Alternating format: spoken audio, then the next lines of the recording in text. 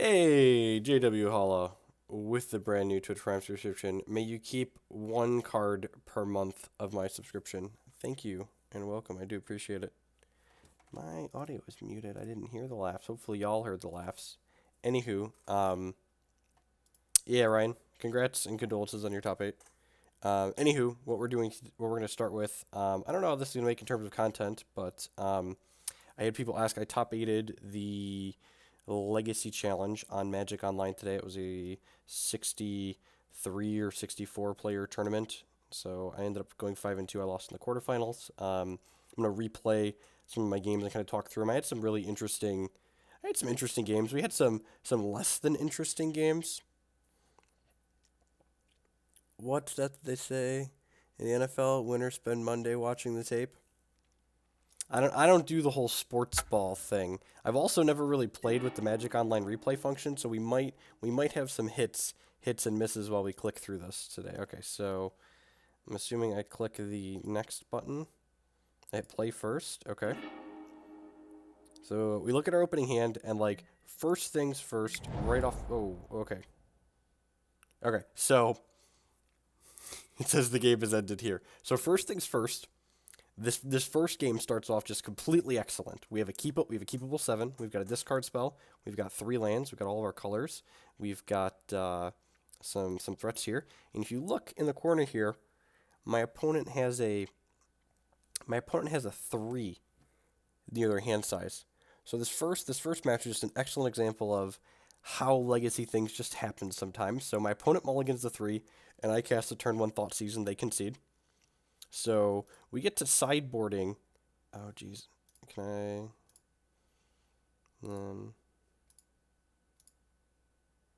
Did I just close this now? Oh, okay. So I closed that. So my opponent concedes after just like getting Thoughtseized on turn 1 after mulliganing to 3. And I go to my sideboard and I'm like, well, the really inconsistent decks in Legacy generally hate the card Surgical Extraction. So like I almost boarded in a bunch of Surgical Extractions like they were Dredge or some kind of unfair deck, but I decided like nah, maybe they just like had a bad run and we're just like okay, so I just go ahead and submit my same base 75 for the second game. I'm gonna have to click back and forth. This will be really annoying if I want to show the deck, huh? So we have our second game here, and we're on the draw for this one because our opponent just click this little button here. So we again get this really sweet opening 7. So we're just like 2 games into the tournament, and my opponent has, or we've had two keepable 7s in a row. And my opponent, it tells us to keep. My opponent reveals Chancellor of the Annex, which says, if this is in your opening hand, your opponent has to pay 1 for the first spell of the game or it gets countered. For those of you that aren't familiar with Legacy, that means my opponent is likely playing the Black-Red Reanimator deck or Manaless Dredge. Because my opponent elected to be on the play for this game, it likely means... you gave 2 kingdoms, right? It likely means that they're playing the Black-Red Reanimator deck. And as we... what does this button do? So... oh, that skips to the end of the turn. So this is the next action. That's the next turn, I think. But anyways, this game also only lasts a single turn, and I'm gonna work out the replay function here because my opponent is in fact playing the Black-Red Reanimator deck, and they have Fetch for bad lands, Cast Dark Ritual, Cast Entomb, Exhume Gristlebrand on the first turn of the game. So just like we've played 2 entire games of Legacy at this point, and they've lasted an entirety of 2 turns. Someone's conceded on the first turn in both of the games. You know, just good, clean Legacy fun. So we kick off for the third game here, where I get to bring in my Surgical Extractions and my Rest in Pieces and my Thalias. Probably should have just brought in like the Surgicals in the dark, right? This is gonna... Alright, so... We look at this, and again, for the third time in this first match, just 3 for 3, keepable 7s here. I mean, even if we would have had Force of Will Zeptide, my opponent revealed a Chancellor of the Annex there. Like, I have 4 Surgical Extractions post-board in this matchup, which are basically better than Force, and like, if I had just had a Force of Will there, my opponent still would have put a Gristlebrand on the table on the first turn of the game. Like, the Black-Red Reanimator deck is very good when it goes off. It's super powerful. Like, it beats the Force of Will decks when it has a nut draw like that. Anywho, I thought you had a starting, right? So, anyways, we keep the 7, and then my opponent is nice enough to go down to 6, and then they go down to 5, and then they go down to 4, and then they go down to 3 again. So, believe it or not, we probably managed to win this game. So, my opponent keeps, and then can I make the... How do I view the chat log? Can I click this? Oh, good. See, look, there we go. They mull to 3. They put a card on the bottom of their deck. Everything's going great for us. So we lead on this Verdant Catacombs here. And then this leaves us the option to plow. For those of you that aren't familiar with the Black-Red Reanimator deck, even though they're only on 3 cards here, they could potentially put a Sire of Insanity into play on the first turn of the game. So we want to have the option to cast Swords to Plowshares. So that way, if they do put a Sire of Insanity out, we can plow it before they make us discard our hand. So they don't do anything on their turn. We move to the next turn here, and we just go ahead and we draw another fetch land here, play that out, crack our fetches, and I think the conservative thing to do here is just go ahead and play out the Thalia. They missed their land drop, and we're just going to basically run them over this game.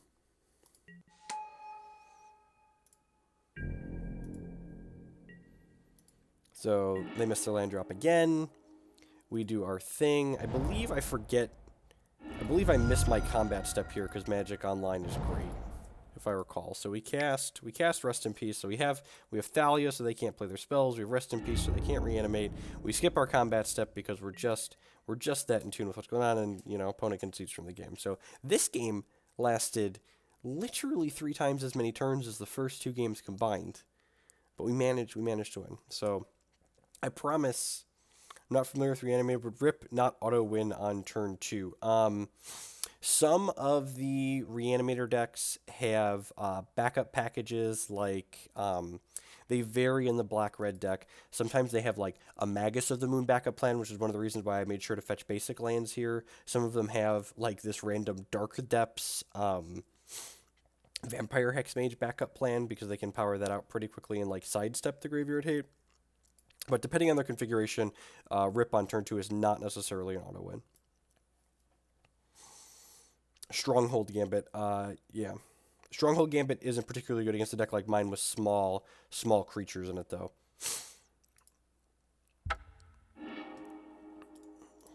Alright, so we win the die roll for the next game here.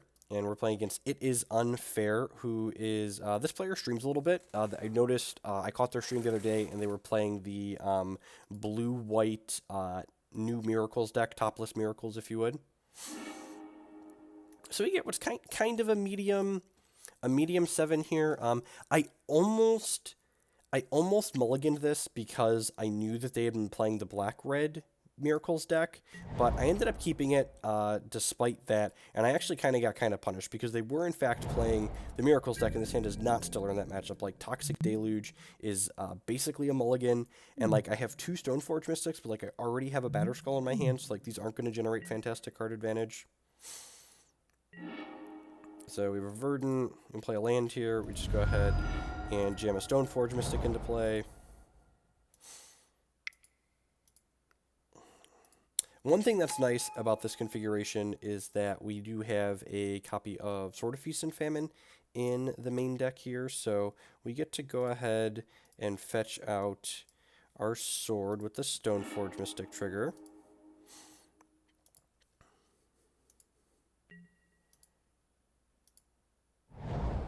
Put in place Tundra. And they're going to plow the Stoneforge Mystic here. It's like not a big deal. We have a second Stoneforge to follow it up. They have Portent here targeting themselves. Those who are unaware, this is like a ponder where you draw the card at the beginning of the next turn, so it kind of works well with Terminus and Miracle effects. This is the tournament where my opponent stifled my Liliana +1. Only the best on Magic Online. So opponent chose not to shuffle their deck, and they draw a card at the start of my next turn. This turn, I could have just tried to resolve the sort of Feast and Famine, but I think it's better to just run out another Stoneforge Mystic here, because ideally I'd like to put this sword into play off of a Stoneforge Mystic trigger, so that way it can't be countered. I think this is one of our better cards in this matchup, just because it turns every creature we have in play into a threat, because it can make them discard cards. So I stick the Stoneforge Mystic. It was kind of unfortunate that we drew a third Stoneforge Mystic here, because now we have all three of the equipment in our deck in our hand, so this Stoneforge actually isn't going to be able to fetch anything out of our deck. So we pass on back here. Opponent's got another land. Council Judgment's like a medium draw here. It gives us some insurance against a Jace the Mind Sculptor, since it's just like answer target card. I was pretty happy having a couple of copies of cards of this card in my main deck today. It's a good flexible answer. I believe I hardcast the Jitte here because I really don't care if this card gets countered in this matchup. Yeah. And we just pass the turn back here. No reason to try and attack with this. We want to activate this and put probably the Batterskull into play, and then next turn we can Stoneforge in the sword and equip it. You're not wrong, JW. So 4 Stoneforge Mystics are definitely slightly better in blue decks for sure. So opponent goes ahead and casts a Brainstorm here at my end step. This either means one of two things. If they're brainstorming at my end step here without a fetch land, they're either bad at Legacy and don't know what they're doing, or they're playing a combo deck. And we know they're not playing a combo deck, so what it likely means is, since I know my opponent's kind of a reasonable player, is they're likely setting up a Terminus on top of their deck so they can get rid of the Stoneforge Mystic here. So they go ahead and they resolve their Brainstorm, and then we flip over to their turn, where the first thing that happens during their draw step is they pause, and then they reveal this Terminus. So because Terminus is going to go on the stack here, we wait for the Terminus to go on the stack, and then once the Terminus is cast, we will go ahead and put the Sword of Feast and Famine into play.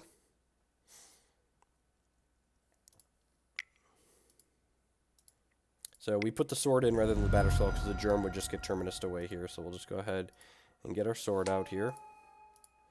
Unfortunately, we don't have anything to equip the sword to an attack with this turn. Opponent goes ahead and casts Ponder. And they missed their 4th land drop here. So they chose to shuffle, and then they missed their land drop, which is fantastic for us. Dark Confidant is an excellent draw. So we go ahead and we run that out here. Not only does my opponent not have a plow up, but they also don't have counterspell up. And then what happens next made me super happy. So we cast the Stoneforge Mystic here, which basically means my opponent has to have another Terminus in order to take both of our troops off the table here, which means our Sword of Feast and Famine is pretty likely to connect next turn.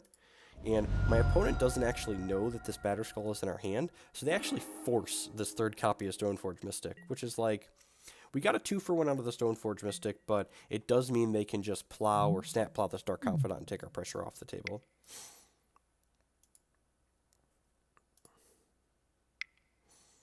So they cast on their Brainstorm here, looking for a 4th land.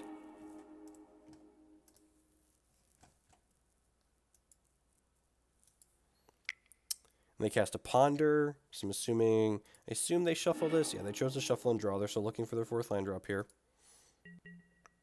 And then not only does my opponent brick on a 4th land drop, but they bricked on drawing a Swords to Plowshares too, it looks like. So my Dark Confidant gets the trigger here. I'm going to focus on talking about the deck that I am redoing the coverage for right now, and maybe we'll talk about some general legacy type stuff like Allure and that after we're done with this. So we reveal Dark Confidant to Dark Confidant. Bob gets more Bobs. Is there any deck in Legacy that can play Collective Company effect? I think trying to warp your deck to play 4 mana... No. I'm just going to say no. So we cast Thoughtseize. And opponent's got a lot of stuff here that's kind of interesting. So the back to basics is really kind of annoying because even though our deck has 6 basic lands in it, we haven't fetched a ton of them. That being said, we have this Sword of Feast and Famine and this Dark Confidant that my opponent can't answer. So, like, the Sword's going to get to, like, untap all my lands a whole bunch here. I think ideally we'd probably want to take either the Back to Basics or the Counter Spell here. The Back to Basics we can kind of beat because of the Sword and Feast and Famine, so I think I'd likely take the Counter Spell so that way we can know what everything else we're playing is going to resolve here. Oh, we ended up taking the Predict. Okay, I guess that makes sense. So taking the Predict, did my opponent shuffle their Ponder last turn?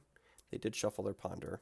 So I guess the argument to take the Predict here is that my opponent, their hand doesn't answer what we have on board here. Like the Sword of Feast and Famine is grinding out their hand. This Dark Confidant is generating card advantage for us. So if we take the Predict, my opponent doesn't really have any card selection left here, and they're less likely to be able to find an answer to the things that I have going on here. So we go ahead and equip the sword to the Bob. And we get to go ahead and get a hit in here.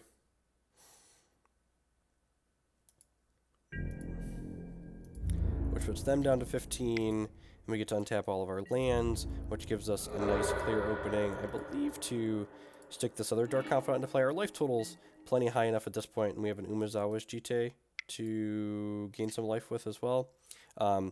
My opponent doesn't have a Brainstorm in their hand, and there's one Terminus here and one Terminus here, so they only have 2 other copies of Terminus that they can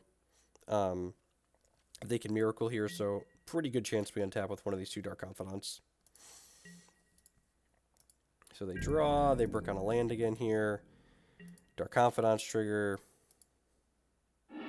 We draw Karakas. We draw a Marsh Flats, we draw another Council's Judgment, and opponent goes ahead and packs it in here because, Dark Confidant, Sword just getting ground out here. So when we're boarding in this matchup's actually one of the ones why I have, the deck is base black-white, but we have a single copy of Bayou in the deck for Gaddock Teegs. Technically, Horizon Canopy makes green mana as well, but the Bayou is primarily for the Gaddock Teegs. So this matchup, we want the Teegs, we want the extra Batterskull, we want the Kaya, we want the Gideon, we want the extra Council's Judgment.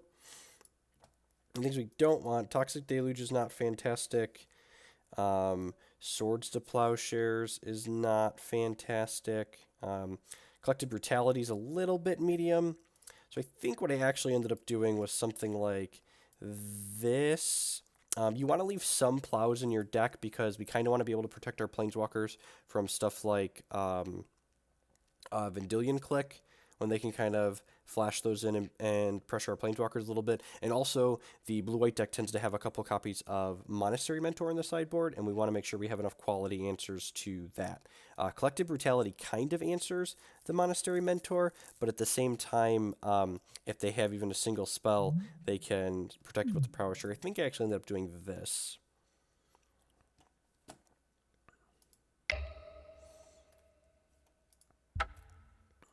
So if we go to game 2, if I recall, game 2, that Lukewarm on Legacy definitely works as a land sink when time. I think Collective Brutality is very good. So, one of the things we were talking about, originally I had a couple of Fatal Pushes in the deck, and if you think about the list of creatures that you want to kill in Legacy with Fatal Push, that Fatal Push kills, the number of creatures that Fatal Push kills that Collective Brutality doesn't is very, very small. The list is basically like Thought-Knot Seer and Tarmogoyf, and Tarmogoyf doesn't see a ton of play, and I think the Thought-Knot Seer decks are actually pretty good matchups for these Stoneforge Mystic decks. So I think it's fine to err on the side of Collective Brutality. It's a little bit more expensive, but it's also a little bit more flexible. It's better against the combo decks in game 1s too. So opponent gets to be on the play for this game, and for yet again we open our hand just like this plenty keepable 7. It's a little awkward that we can't go Inquisition on one of the Dark Confidant on 2 since we've got our all-star Shambling Vent here, but hand is definitely a keep. So opponent mulligans to 6. They keep their hand, they put a card on top, and we're off to the races here. They play Flooded Strand, they Portent, they shuffle, they draw.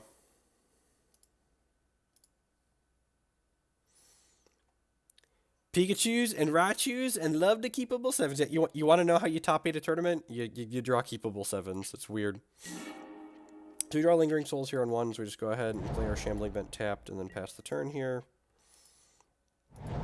Opponent plays another island, so island means they likely have Counterspell up here. Usually they play anywhere between 2 and 4 copies of Counterspell. So I really don't want to run my Dark Confidant into a Counterspell here. I think that means I really want Confidant or Stoneforge Mystic to resolve, and I'd kind of like to check the way before that happens. So I think we want to play one of these 2-mana discard spells, so that way we can kind of check the way with them. I think if they have a counter spell, they're probably going to counter one of these 2-mana discard spells. And then because we drew our 3rd land here, next turn we can Inquisition plus play one of these 2-mana cards here. People don't read the stream title. Come on now. That's like looking and saying links to deck lists are below the video. So we crack our fetch, get a swamp, and I think it's Tidehollow Sculler is what I end up going with here. Yeah, because it gets pressure on the table, right? An opponent ends up having a counterspell here, so we were pretty certain that whatever we were casting there was getting counterspelled, so. They have a plains, they pass the turn. I made sure to fetch the basic swamp with this Verdant Catacombs, even though there's a Gaddock Teeg in our deck, because I wanted to make sure that we had basic lands in case Back to Basics was still in their deck. So we go ahead and we draw Stoneforge Mystic here. So cast this Inquisition of Kozilek. Opponent has a Brainstorm to hide their goodies.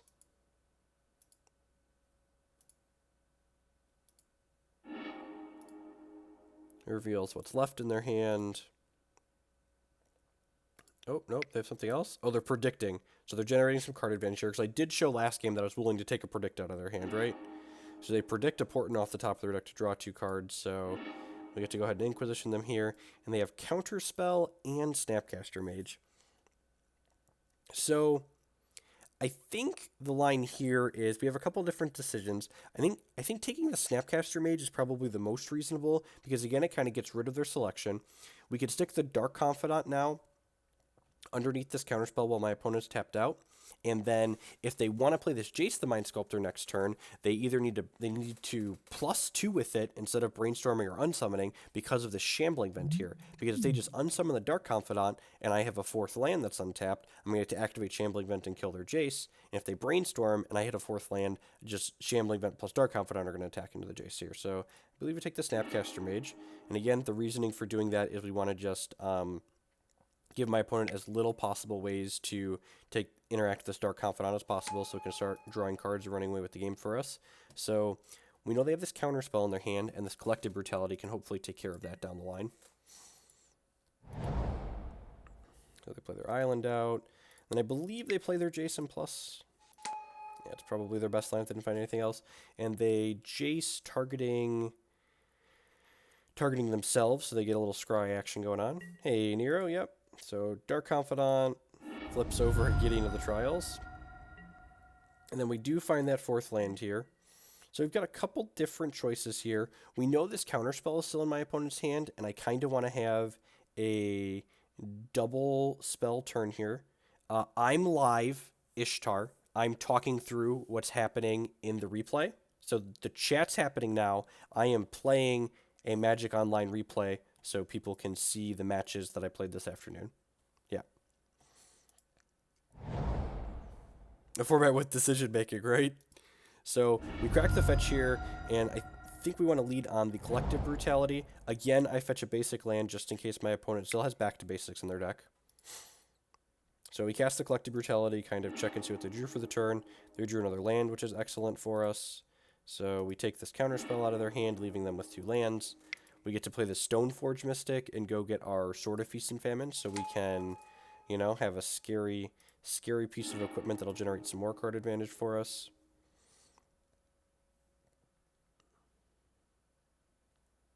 Yes, that is what is going on. We're watching a previously recorded match while I talk about what happened and why.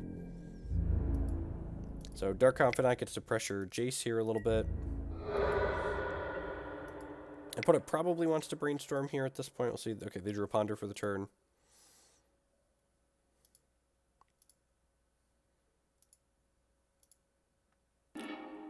chose not to shuffle, so that means they found something they were interested in here. And apparently just one card because they fetched after drawing that. Opponent brainstorms. And now, if my opponent found a terminus off that ponder, they could brainstorm it back to the top here and possibly draw it on my turn. So Dark Confidant does his thing. Get a Tidehollow Sculler and then a Gaddock Teeg. And unfortunately, because I fetched these basics trying to play around back to basics, I don't have green mana to put this Gaddock Teeg into play. So we get on Tidehollow Sculler here, try and get a feel for what's going on with my opponent's hand.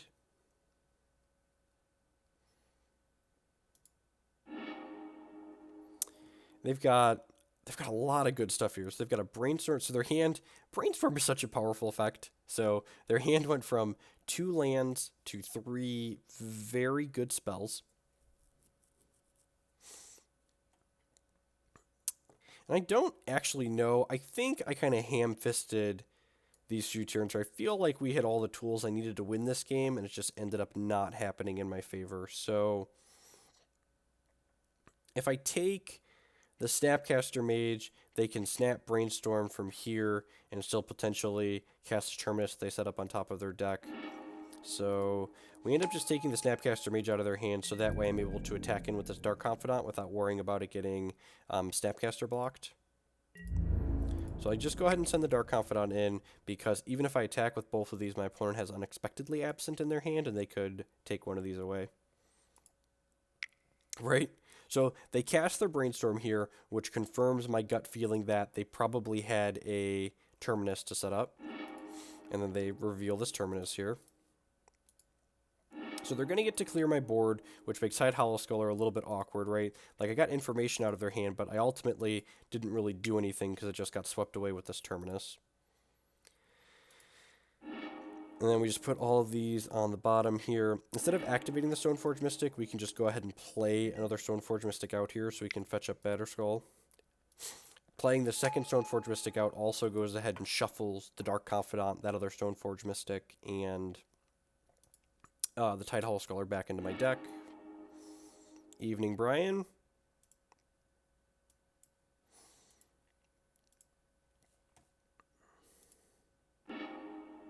Teeg does shut off Unexpectedly Absent. Shuts off cards that cost non-creature spells that cost 4 or more, and non-creature cards with X in their name. So Gaddock Teeg is very good in this matchup. It stops a lot of their cards that we care about, if I had fetched my Bayou to be able to cast it.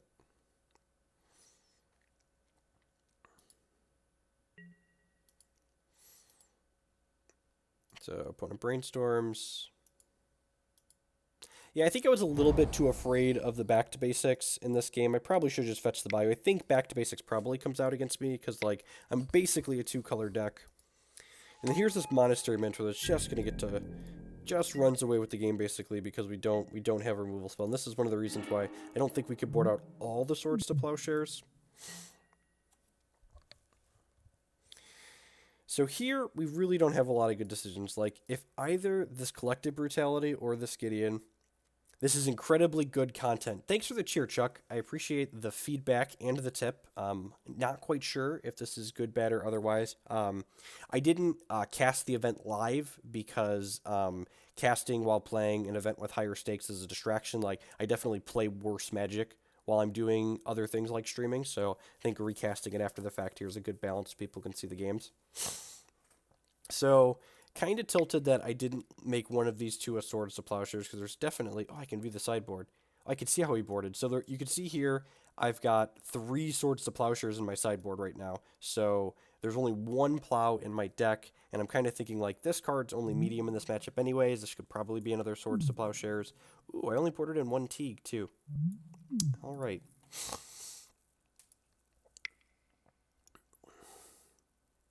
So basically what I do here is I just make my opponent pull the trigger on their Unexpectedly Absent, and I go ahead and I cast this Collective Brutality, I believe, discarding the Lingering Souls. using the discard modes and -2/-2. So we know my opponent has an unexpectedly absent. So basically we're just like making them burn the absent on my Stoneforge Mystic and making them crack this fetch land to make their Brainstorm worse with Jace.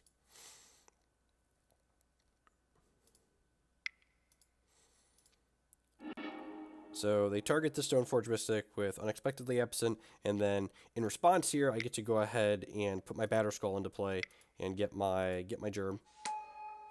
So we're not too worried about the Mentor, or by that I mean this is awkward because they have a Jace here just waiting to unsummon this. And they have a Snapcaster left in their hand that we know about. So this Brutality was probably a little bit bad to cast. I was a little annoyed with myself that I didn't leave sufficient Swords to Plowshares in my deck. And we really didn't. Just like, we're staring down a Mentor and a Jason, just like don't have a lot going on here. So opponent brainstorms, and I'm just like, at this point, I was actually playing 2 events at the same time today, so I was kind of like, we're like 95% to lose this game or more, so I just go ahead and I pack it in, and we move on to the next game where I get to go ahead and adjust my sideboarding a little bit here to have a little bit more answers to the Monastery Mentor. So if we look at the sideboard here before we start, you'll see I actually brought in 2 of the copies of, 1 more copy of Swords to Plowshares, yeah. Yeah, exactly. So I think we're like sub 1% to win that game. So I brought in 1 more Plow, and I cut the Gideon, and I cut a Collective Brutality, and I brought in the extra Gaddock Teeg as well. Because at this point, I was pretty confident that my opponent didn't have the back to basics in their deck anymore. And again, we look at this opening hand. This hand is really good. It's got a Thoughtseize to help us clear the way, and it's got just like 3 threats that are going to be super annoying for my opponent to deal with. We both keep 7. Lead on the Thoughtseize here, so that way if we draw a powerful 2-drop, we can know if the coast is clear. And my opponent's hand is awful. We get to take this counterspell out of their hand, and we leave them with 2 Terminuses and 4 lands here. I don't know, it wasn't too hard. I actually top-8'd both of the tournaments today. I top-8'd the Hex 1K and this Legacy Challenge event. That being said, like, I really don't fault my opponent for keeping this hand, because you can't mulligan aggressively against a deck full of Thoughtseizes and Inquisitions. Like, I'm just going to tear your new hand apart, and it's going to be embarrassing afterwards, too.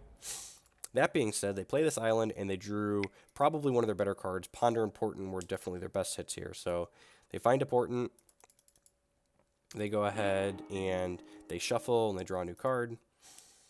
And then I don't think we draw a 2-drop here. Oh, we did draw a 2-drop. And definitely worth casting a Stoneforge Mystic at this point. So the fact that we checked on turn 1, now I get to stick the Stoneforge Mystic and probably get a sword. Like, we have 3 things in our hand that are threats on their own. So, like, getting a sword to generate card advantage is huge.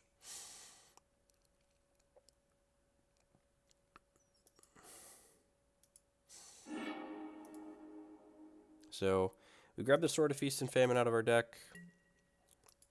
And this is nice because now next turn we get to play the Shambling Vent tapped and still have something to do. Opponent drew another Portent while they were cantripping. Are they really playing Preordained too? So kind of just being a little slow to get set up here. We draw a Dark Confidant, which is just fantastic for us because, again, at this point, like, we know our opponent doesn't have, or only has 2 Terminuses left in their deck.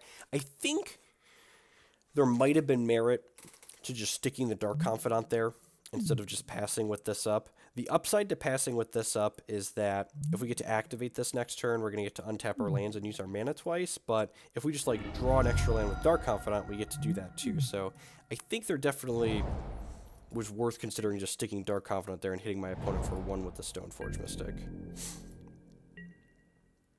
That being said, the upside to taking the line that I did here, which is putting the sword into play, is that equipping the sword to the Stoneforge Mystic makes it a real threat, which means if my opponent's found something like an Unexpectedly Absent or Swords to Plowshares, they're probably going to burn it on the Stoneforge or the sword, as opposed to the Dark Confidant, which means the Dark Confidant gets to live and generate some card advantage for us.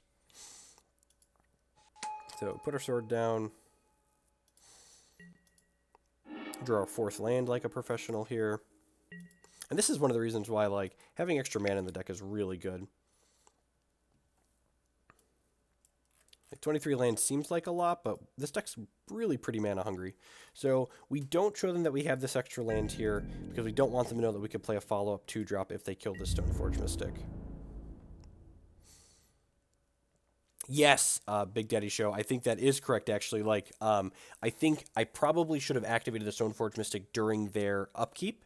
Thank you for mentioning. That's a good thing to point out. A lot of these blue-white decks play up to 3 copies of Vendilion Click, so you should probably be activating your Stoneforge Mystics whenever possible around the Vendilion Click activation. No, Infernum, like, I activated my Stoneforge Mystic during my opponent's end step, and they could click me in response to my Stoneforge Mystic activation. So I could have got there by letting my opponent put their 3rd land into play before activating the Stoneforge Mystic. I don't know if you've ever connected with a Sword of Feast and Famine before, but when you deal damage to your opponent with a Sword of Feast and Famine, it really just feels like the game is ending. Like, I'm getting to untap all of my lands and, like, have more mana to spend. My opponent has to discard a card. It's basically Christmas morning. So we play our 4th land out here, and there's a couple different things we could do this turn. The first thing we want to note is that, like, my opponent already has 1 counterspell here in the discard pile. We could be aggressive and just, like, jam a 4-mana Planeswalker. Either of these start generating a lot of card advantage very, very quickly. The benefit to playing one of the 4-mana Planeswalkers right now is that my opponent does not have the option to Snapcaster a counterspell that's in their discard pile, whereas next turn they might. I think the conservative line here is probably play out this Lingering Souls because it adds pressure to the table while also being, like, a card we don't really care about if my opponent has a 2nd counterspell or finds a Terminus. Like, if they have a Brainstorm here, they could Brainstorm the 2nd Terminus in their hand back to the top and then flip it next turn. Let's see what we end up doing here. So we crack the fetch, which probably means I think I played Kaya here. Just, like, electing to... No, I played the Lingering Souls. Okay, yeah, we did end up being conservative. It was weird. I'm used to being very greedy. Why do all the sounds sound like they're coming from Flash Gabe, right? And again, I've kind of fetched around back to basics here while not getting a Bayou, which is probably a mistake. I should probably make myself able to cast the Teeg. Should I draw? I think I have both Teegs in my deck right now. Yeah, I do. So I probably should have made sure I could cast that if I drew it. So opponent cracks fetch and then plays Brainstorm, which seems like an odd sequence to me. Okay, actually, it's not an odd sequence. So what this means, this is a good learning experience. Because these decks don't have top in them anymore, they often draw their Terminuses. So because my opponents cracked their fetch here, and we know they have this their Terminus in their hand, they're setting up to Terminus us next turn. This is the blue-white Miracles deck. So they play another Plains out here, and now this is important because opponent likely doesn't have Spell Piercing against me post-board, and they don't have Counterspell up this turn, so that means one of these 4-mana Planeswalkers is very likely to resolve.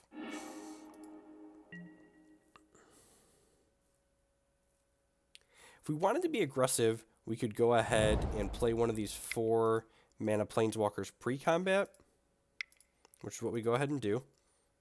So we play out this Kaya.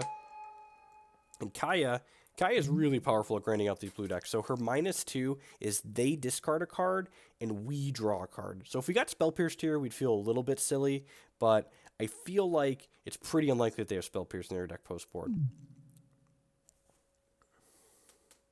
I think this deck is good enough to do well at a Grand Prix. I think it's competitive. I don't know that it's tier 1, but, you know, a lot of decks that people play in Modern and Legacy aren't tier 1. So we talk about Spell Pierce. My opponent has Flusterstorm in their deck for some reason, so kind of confused on that. My opponent Brainstormed after cracking their fetch last turn, so I'm kind of expecting a Portent or another Brainstorm here to trigger Terminus before the Stoneforge connects with the sword. So we go ahead and we attack with all of our idiots here.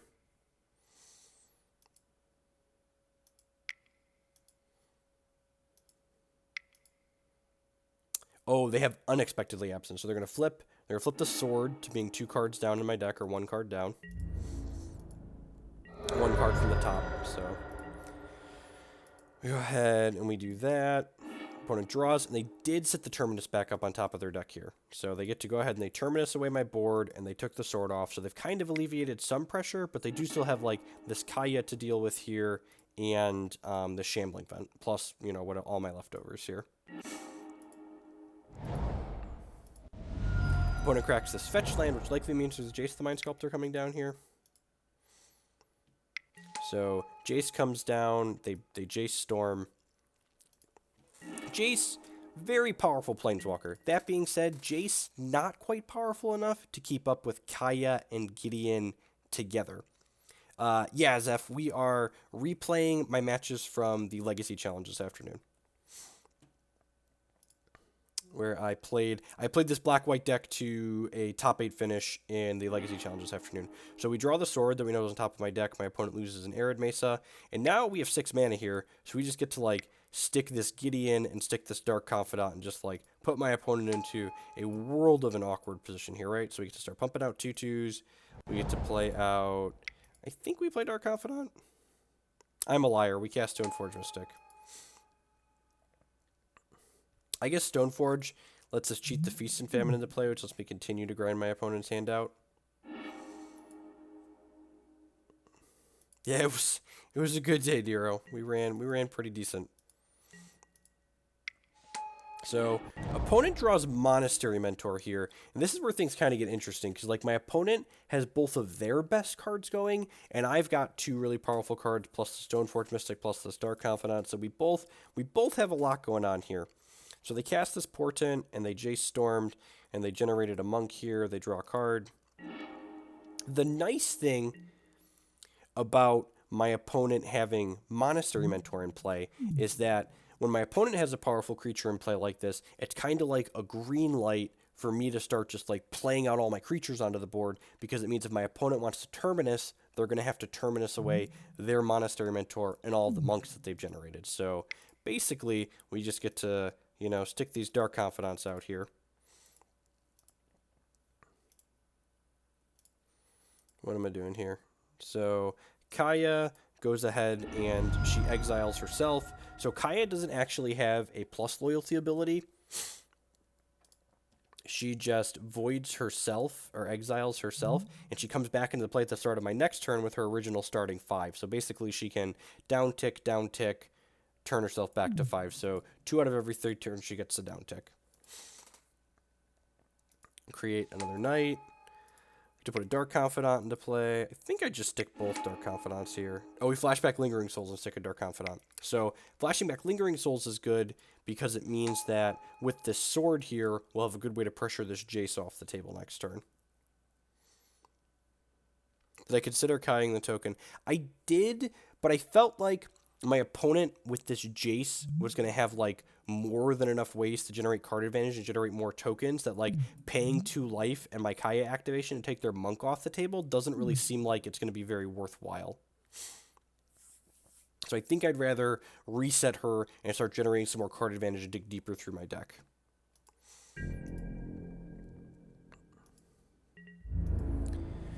So we get past here, we still have a Stoneforge Mystic activation to flip this Batterskull into play. And again, I feel kind of safe, like, extending my board here because my opponent has, you know, Monastery Mentor in play. So if they're Terminusing, they're losing their board as well.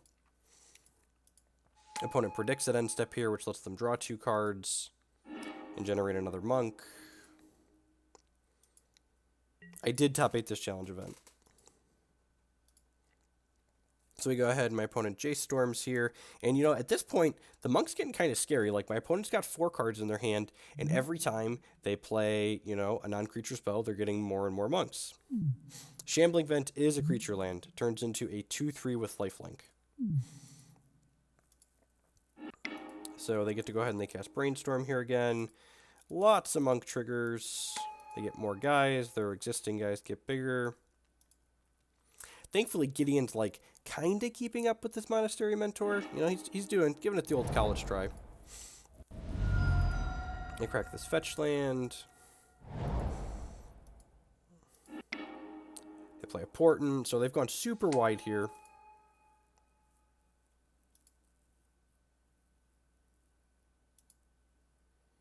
So Portent triggers these, and it's going to let them draw another card on my turn. Remember, they've got 2 cards in their hand. They're drawing a third, but Kaya's coming back next turn and going to help grind through their hand a little bit. So end of turn, we get to activate the Stoneforge Mystic, put this Batterskull into play, generate a Germ. I like the magic sounds. I like the motor sounds. I want something. I don't want, you know, pure nothing. I guess I could turn music on for myself. So Dark Confidant flips over Inquisition of Kozilek here. And the fact that my opponent saw this Inquisition of Kozilek, I kind of tricked myself into making a mistake here. So we drew another discard spell here. I have a lot of choices at this point. Like, my opponent has 3 cards in their hand, and I have this Kaya on the board, and I've got 2 discard spells in my hand. The thing that's kind of awkward here is that I want to put this Sword of Feast and Famine into play. I want to equip it to a spirit, and I want to be able to play both these discard spells, but I'm a mana short of doing that. That being said, Kaya draws me a card, right? So I think what I was supposed to do here was -2 my Kaya before doing anything else, just to like nickel a card out of their hand and draw a card, potentially a land. And then like if I draw a land, I can go discard spell, put in sword, equip sword, etc. What I do instead is because they already saw the Inquisition, I lead on Inquisition before activating Kaya, which this gives my opponent the opportunity to cast Unexpectedly Absent and put my Kaya into my deck before I can activate it.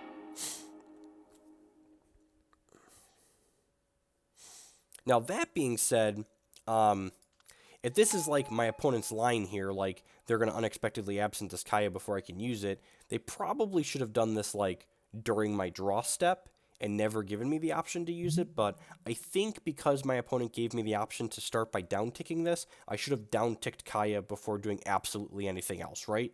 So I think my opponent made a small mistake here by giving me the option to Kaya first, but I then kicked the ball back by leading on Inquisition before actually activating my Planeswalker.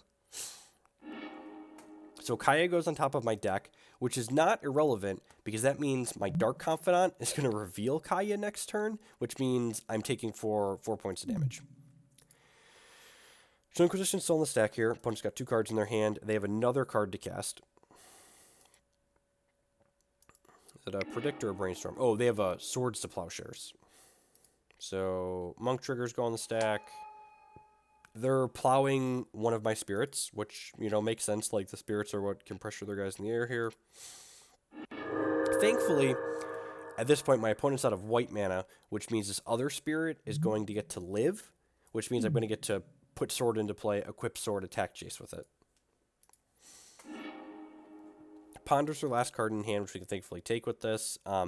One small mistake here, my opponent's empty-handed at this point, so I should have just cast my Sword of Feast and Famine, so I got to leave my Stoneforge Mystic untapped, just like kind of a small mistake. I technically get to represent a Swords to Plowshares here, but like my opponent knows I don't have a Swords to Plowshares, because if I had a plow, I would just plow this Mentor right away, so like I'm not really representing anything meaningful, and I think leaving this up while they have so many monks in play was more correct. That being said, like, we're in a pretty good position here, right? Like, my opponent has this monk, and they have a pretty wide board, but, like, I've got this Gideon here, I've got a Kaya on top of my deck that I know about, this Batterskull is here, I've got Dark Confidant going, their Jace is gone, and, like, feeling pretty good. We're, like, firmly in the driver's seat here. And then my opponent gets to their draw step, and this trigger goes on the stack, and I just, like, we crap a giant brick out, right? Like, they've got 3/7. They're making 5 4/4 Flying Angels at this point, because it's a miracle. So we go from being pretty firmly ahead to suddenly just, like, you know, doing some math here, figuring out, are we going to survive the next couple turns? This is our only flying creature here, and we're at 14, but I know there's a Kaya on top of my deck because they unexpectedly absent there. So I'm actually just a 10 life here, which is kind of a big deal. The nice thing about this current point in time, my situation, is that I know my opponent doesn't have any spells they can cast. In with the 16-month resubscription.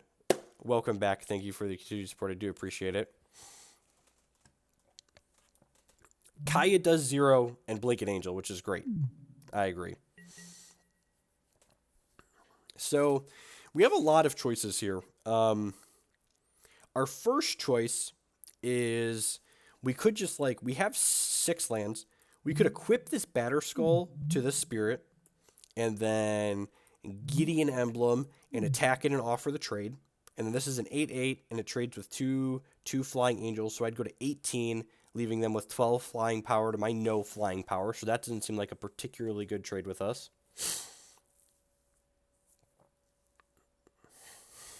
Nice, Ian.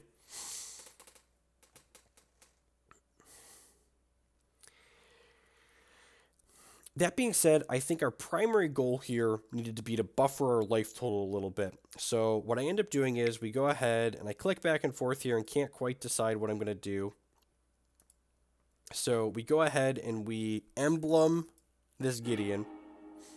And what embleming the Gideon does is it means that this Batterskull is a little bit bigger. It also means that our Knight Ally tokens are going to be able to block these monks unless they have multiple prowess triggers. And now, instead of offering the trade of this spirit for 2 angels, what I go ahead and I do here is I just go ahead and attack in with just this germ as a 5/5, which my opponent can easily chump block, but the thing we're most interested in here is just getting in the hits for life drain, right?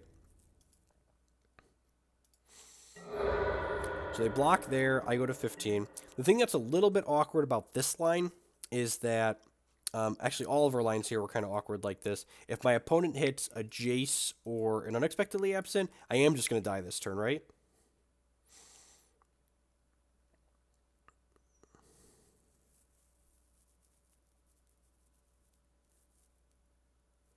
Kaya playing Angel. So if I take that line, Rogue, I stay at 15 because Kaya loses me 2 and I gain 2. And he has 4 angels in play. I take the Mentor out, I kill 1 angel, but then, he attacks with these 4 angels next turn, and I have to trade my spirit for one of these angels and take 12, so I go to 3, and, they still have 12 power worth of flyers in play here. So what I do instead is, after I get in my hit and gain 5 with this germ, I equip the Batterskull to my spirit, so that way if my opponent doesn't draw a removal spell, they can't attack profitably with these angels.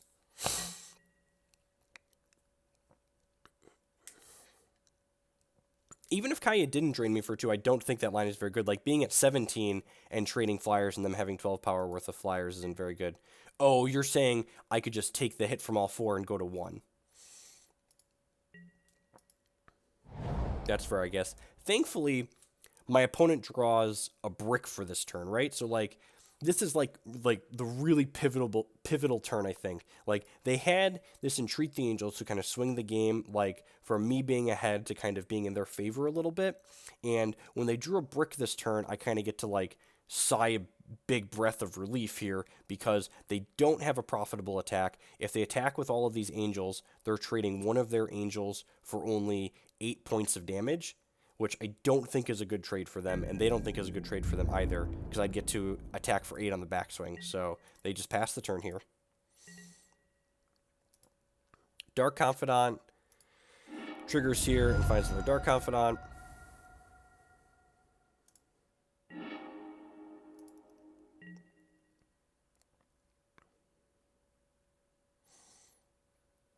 So, because my opponent played out this Scalding Tarn here, which is smart, they know I have this Kaya in hand, right? So, if they don't play the Scalding Tarn, I can play the Kaya and make them discard. This gives me a green light to go ahead and play this Collective Brutality and kill this Monastery Mentor. So we play this Brutality, discarding the Thoughtseize to gain 2 life, drain 2 life, and kill this Monastery Mentor.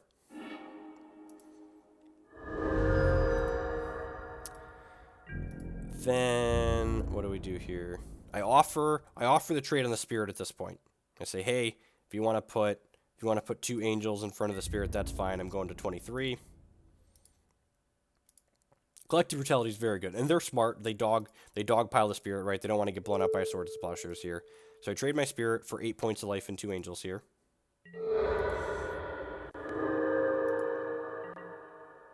And now we go ahead, and this, I'm not quite sure if I liked this play here. What I end up doing is I basically trade Kaya for an angel and 8 points of life. I play Kaya and I 0 her, blinking an angel.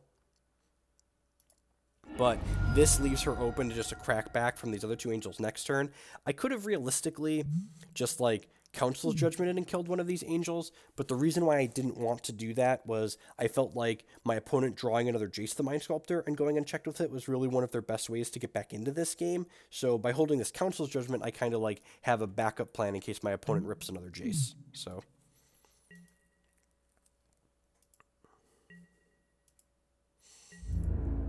they go ahead and they send their angels in at the Kaya here.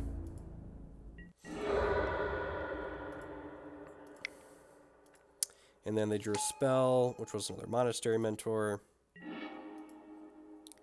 The Kaya brings it back, but it was a token, so it's just gone forever. Dark Confidant flips over land here.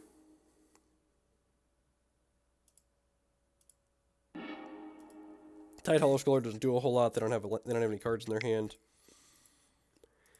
They go ahead and cast Council's Judgment, just like take this Monastery Mentor off the table so it doesn't have a chance to get out of control.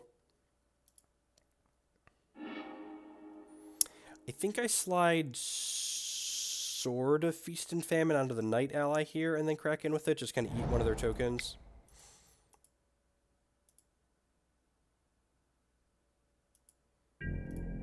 I mean, to be fair, the newer versions of Abzan Company are much worse when they're not comboing them with the classic versions.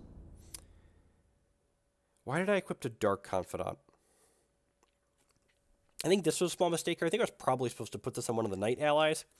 The upside to putting the sword on Dark Confidant here was that all of these Knight allies can block these Monk through 1 prowess trigger, so that's probably fine.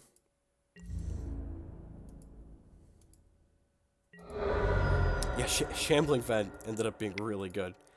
I think I play the Tidehollow Sculler here. Yeah, my life total's not super high. Like, they're able to pressure me with these angels a little bit. So I've had 2 Bobs in play they possibly could have stolen this game, I think. Also, again, having something with 3 defense mean I can block these monks better. If they hit, like, a chain of, like, Brainstorm into Ponder into Portent and, like, chain a bunch of cantrips together and get prowess triggers going. They don't have anything to do here, again, which is just, like, excellent for us. Dark Confidant triggers, that's Thoughtseize. We find Umezawa's Jitte, which is actually pretty good at this point, right? Like, we're able to equip this onto stuff and start attacking. This Jitte means my 3/3 can attack into their 4/4 and then, like, finish it off. And we conveniently have this Thoughtseize to check and make sure the coast is clear. So we cast Thoughtseize, and they just have a land in their hand. So that means we have to go ahead and put this... we get to go ahead and just do whatever we want here, basically. So we go ahead and equip the Batterskull here. And this is a little aggressive, but I think it's good to start padding our life total a little bit. Like, we're at 18, and we don't want these 8 power worth of flyers to be able to run away with the game. So we go ahead and crack in with both of these. I really don't care if Dark Confidant trades for Angel here, right? Like, taking their flying pressure out of the air seems reasonable, and we've got 2 more Dark Confidants in our hand to replace the card advantage this is generating.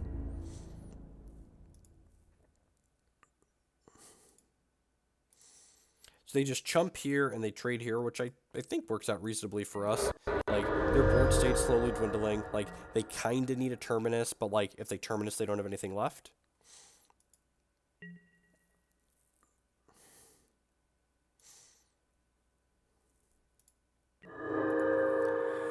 So they go ahead and draw another card for their turn. Their best draws at this point are, like, Brainstorm and Jace, right? So they can, like, turn this land that they have in their hand into a piece of card advantage. A little bit sad because this is the first turn in a long time where we didn't get to draw an extra magic card because we didn't have a Dark Confidant in play. So you get to go ahead and equip a Sword of Feast and Famine here. You were the only Miracles opponent that I played. We get to go ahead and activate Stoneforge Mystic and put this Gideon into play. And then we can equip this Jitte to this Knight ally, which lets us attack with all 3 of these guys this turn, which is pretty great for us.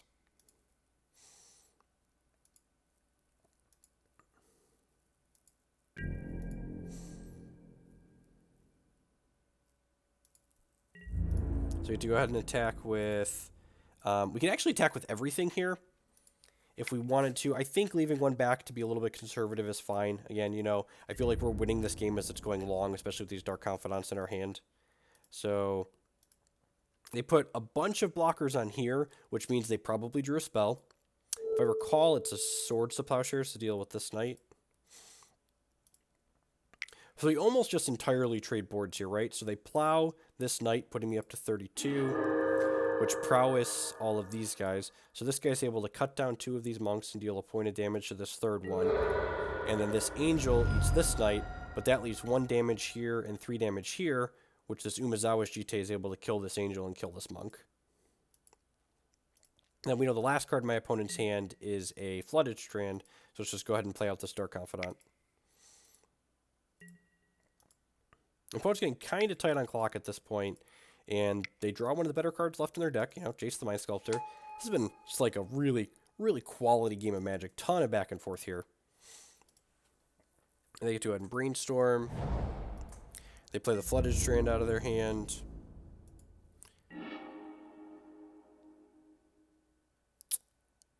Wait, what happened? Did they plow?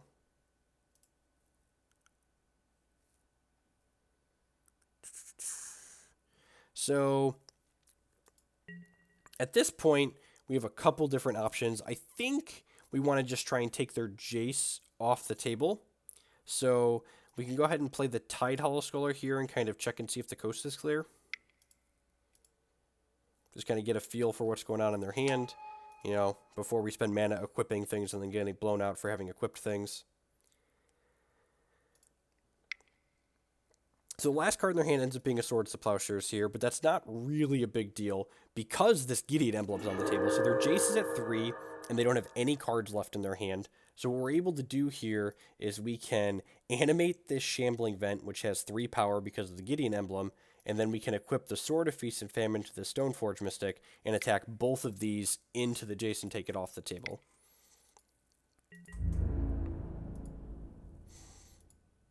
And this was a long set, right? Like, I play very quickly, and like I've got 6 minutes left on my clock. Actually, fun fact, I played an entire match in the Hex 1K I was playing while I played this third game in the Legacy Challenge. So I played an entire match of Hex while this third game took place. And then opponent miracles Terminus, but like, you know, do we really care about Terminus? I've got the Shambling Vent in play. I've got these 2 idiots here. And if you look at my mana, I've actually got, you know, this is 4, 5, 6, 7, 8. I can animate Shambling Vent, equip Sword, equip Jitte, attack, and then when the sword hits, it untaps all my lands so I have my mana again.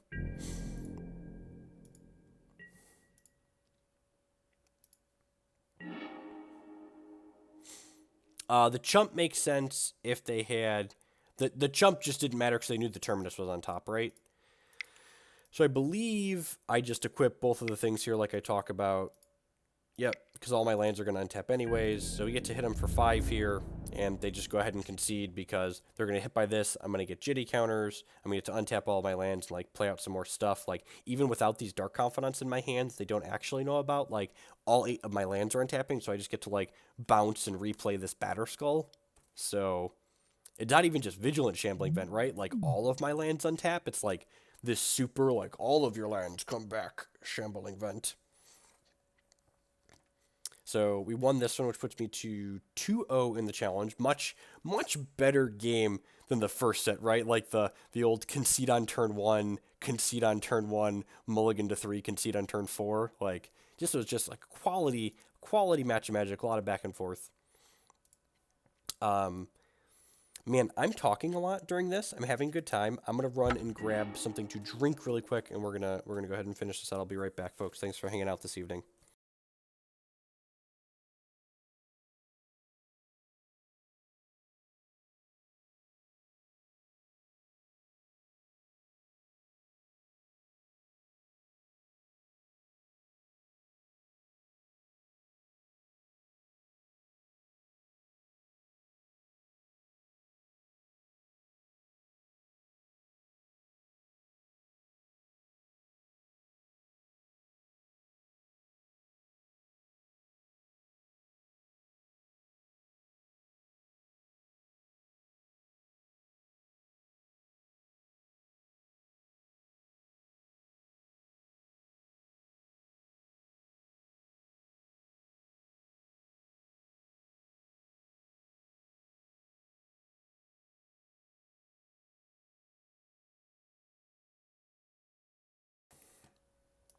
All right, so for this next game, I actually don't remember what my opponent's playing, but we won the die roll again. Are we graced with a keepable 7? Okay, so this is like... I looked at this hand and I was like, good. I was getting a little concerned. We've been running so good and not mulliganing much at all. And I was like, this is what I'm used to. We mulligan. And we get a very, very good 6 here. And to take a scry, and our 6 turns into an excellent 7. Just like the turn 1 discard spell, turn 2 Dark Confidant. It's just like, that's what you want to do every single game. Like, check if the coast is clear, and then do your thing. So, basic swamp, Thoughtseize you, what you working with. Opponent's got a lot of stuff here. Daze, Delver, Stifle. There's a lot of different ways we could go with this hand.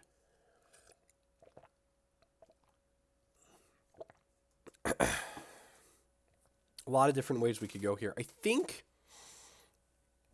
our best line here is to be a little bit aggressive. And if we take this Daze out of their hand, we can then play our Dark Confidant next turn, most likely resolve it, and then hopefully draw into some removal for these Delvers and deal with them down the line. So I go ahead and I take the Daze here because I'd much rather just like get out in front of them rather than try and play around this Daze that has the Stifle backup to slow down my mana as well. And then I remember this game now. My opponent, seeing turn 1 basic swamp Thoughtseize, must have put me on a combo deck like Storm or something, because instead of playing a Delver of Secrets on 1, they choose to hold up Stifle. Which is awesome for us, right? So, like, we play this Wasteland out, we cast Dark Confidant, it's like, yeah, go ahead, bud. Like, good job holding up Stifle.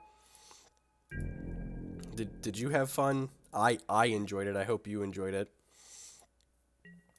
So we get back to their turn here, and I'm assuming they're just going to stick a Delver now, but they don't. They still don't stick a Delver. They cast Ponder instead.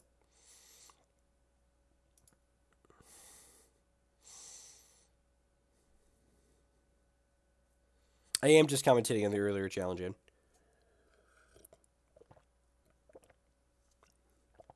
So they cast Ponder. They still haven't put pressure on the table, which is just like, I'm just like happier than a pig in poop at this point. They must be like digging for lightning bolt, right? Because like they want to take this Dark Confidant off the table. And I assume at this point, like my gut, they don't shuffle the Ponder, and I'm like, well, they don't shuffle the Ponder. That means this Dark Confidant is dead, right? But the Dark Confidant isn't dead. They pass back to me, and I'm like, oh, okay. So Dark Confidant trigger goes in the stack.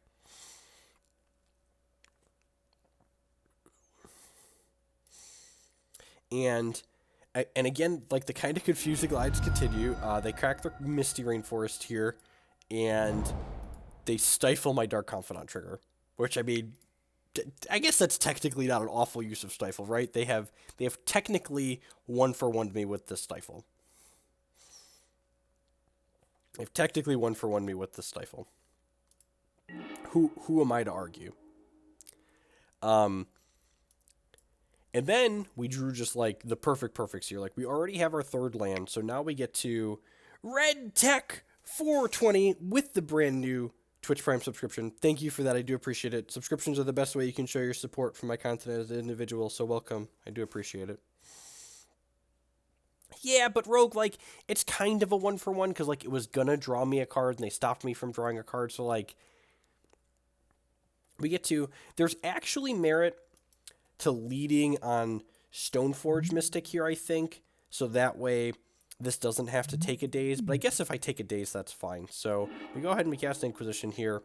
And their hand at this point is, I'm sorry, I clicked through that really quick. It's double Delver, double Polluted Delta, and Hooting Mandrills. So they're playing a Rug Delver deck with like Hooting Mandrills, and I assume Tarmogoyf, maybe there's Nimble Mongoose in here somewhere. But anyways, I get a big old green light to just stick this Stoneforge Mystic and go grab the batteriest of all the skulls, because a 4-4 with Life Drain, really good at racing 4-4s that don't have Life Drain. So, and, I mean, we're 2-0 at this point. Like, my opponent is also undefeated in this tournament. Bobby gets to attack because he does that on occasion.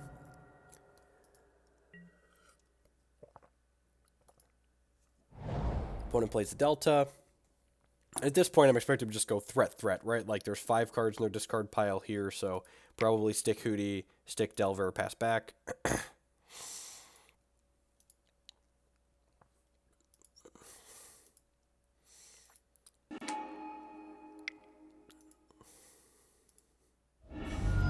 They stick their threats, they crack their fetch. I think they have a second Delver here.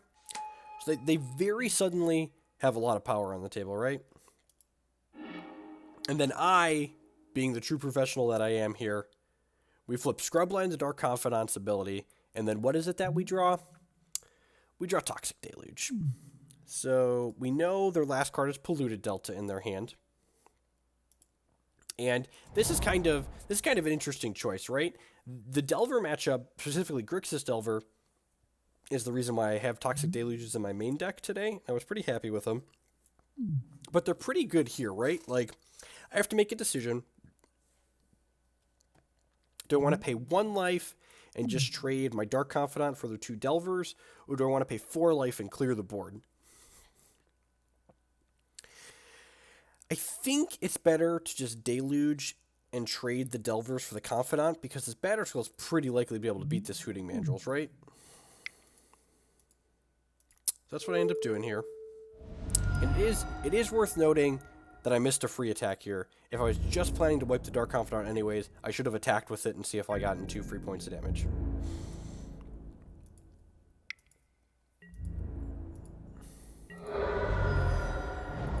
The opponent plays their Polluted Delta. They play out their Lightning Bolt, and I'm very, very sad. You know, hopefully we draw land here. We do not, but we draw Umezawa's Jurgit, which is not the end of the world. So we're kind of getting punished for having not deluged for 4.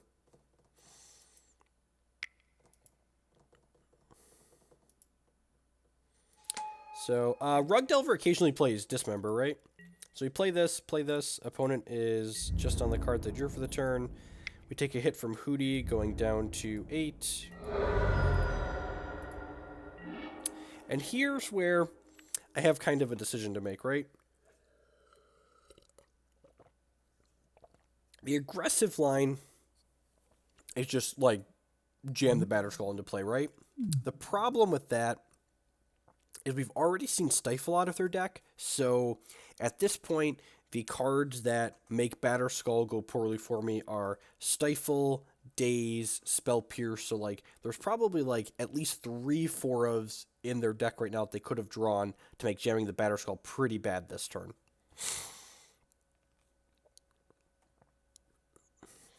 So, because they've already played 1 Bolt out, I think there's 3 different cards that I'm interested in playing around with the Batterskull, whereas, like, this only doesn't play around Bolt. So I think the conservative play here is just equip the Jitte and attack them for 2. Which is what we end up doing here. Now the Jitte gets 2 counters on it.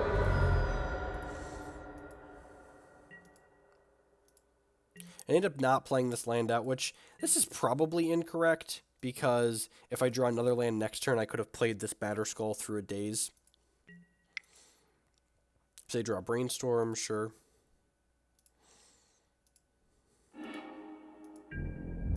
Put some cards back, crack me with a 4/4.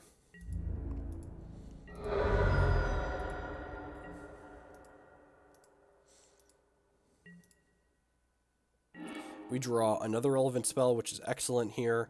Now we get to go ahead and play this land out. And the reason why, what's the benefit to holding land in hand, if any? Possibly to pitch to like a Collective Brutality or a Liliana the Veil down the line, but in reality, I think it was just a mistake and probably should have played the land out there. We don't have any blue cards in our deck, so it's not like we're holding it for a Brainstorm or something like that. We want to play this land out before casting the Council's Judgment, because we want to be able to play the Council's Judgment through a Spell Pierce here. So, I cast the Council's Judgment, and my opponent immediately responds with a Brainstorm here.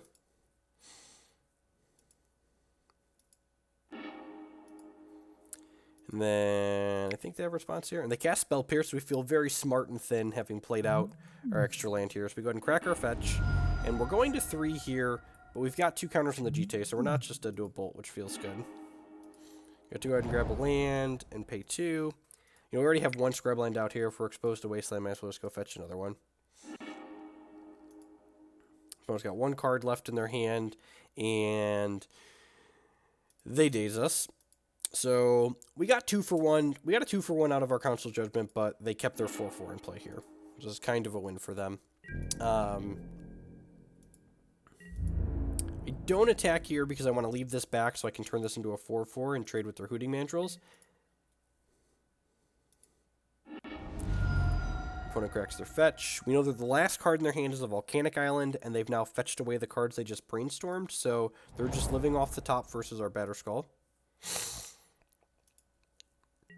And getting Daze plus Spell Pierce out of them in the Council Judgment actually doesn't feel awful, because it means this Batterskull is pretty likely to resolve, right? Because like those were 2 of the answers to the Batterskull. Doesn't swing you with the Skull. It does, and I guess it pushes 2 points of damage, but I kind of want to threaten the block here, so that way they can't attack us. That might just be wrong.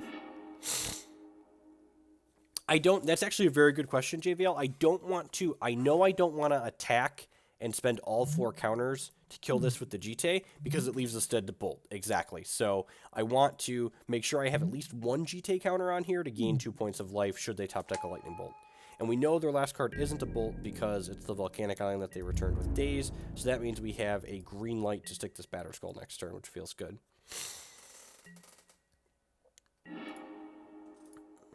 To go ahead and jam the Batterskull into play that they know about. I believe I attack here. Did not attack. I think I should have attacked this turn. Opponent plays the Volk that we know about.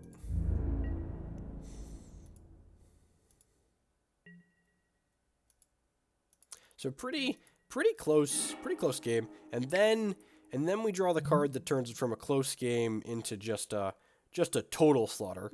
So I believe they concede to the Sword of Feast and Famine. Sword of Protection from your creatures. Equip this to my 4/4 lifelinker. And the Concession.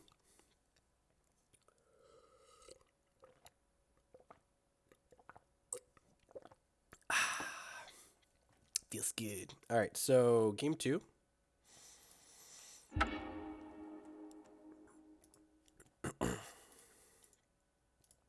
How did we sideboard? So I brought in a Rest in Peace,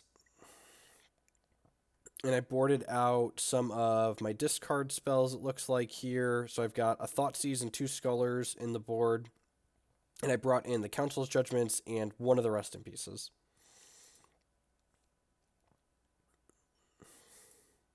So we look at our hand here, we get a pretty keepable 7 that's also a little bit soft to Wasteland. We draw a Windswept Heath here, and like I have a decision. Do I want to like fetch basic planes and plow this Delver so we can have 2 mana on 2 guaranteed, or do I want to Thoughtseize them? How good do I think Saheeli Court is in the current Modern meta? I think if you're looking for a highly competitive event, you shouldn't play something like Saheeli Court. I think you want to be a little bit more linear than that. You want to play something like Dredge or Death Shadow, or something that's like better at ignoring its opponent. Excuse me. I think the interactive mid-range decks are not particularly good in Modern right now.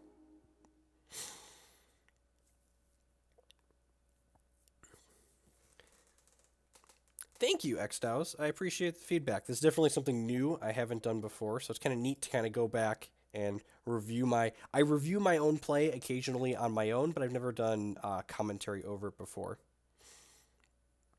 So we Thoughtseize my opponent here and immediately feel bad about our decision. Our opponent didn't have a Daze for the Swords to Plowshares, and they do have a Wasteland to punish us. That being said, one of the reasons to lead on the Thoughtseize here as opposed to the Plow is because this Plow can kill things like Hooting Mandrills later on, whereas this Collective Brutality can basically only kill this Delver of Secrets. So I kind of wanted to wait to Brutality this and save the Plow for a bigger threat here. I think when we're playing a matchup like this, our main priority is like, our opponent's deck kind of has a lot of air in it, and we want to use our disruption to generally kill all of their threats, so that way we kind of just run each other empty here. So I think taking Hooting Mandrills is ideal, because if we take 1 Hooting Mandrills with this Thoughtseize, we can plow the other Hooting Mandrills, and then Collective Brutality kill this Delver.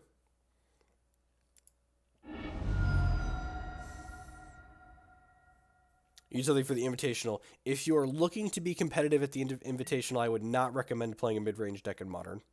I think that is a mistake. You're setting yourself up to be disappointed.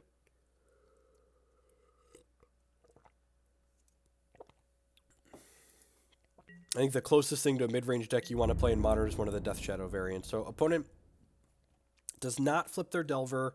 I can only assume they're going to Ponder, so they flip the Delver next turn, and then Wasteland is here, which is not a great spot to be in for us. They Ponder and do not shuffle, so this Delver is flipping, and they Stone Rain us.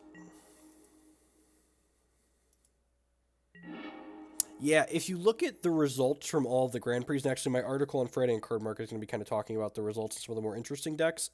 Dredge really overperformed, and it wasn't an accident that Dredge slaughtered Reed in the top 4.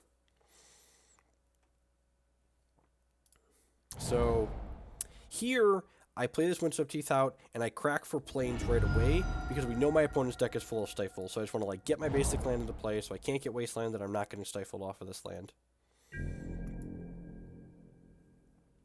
Death Shadow is basically a discard you ignore your opponent.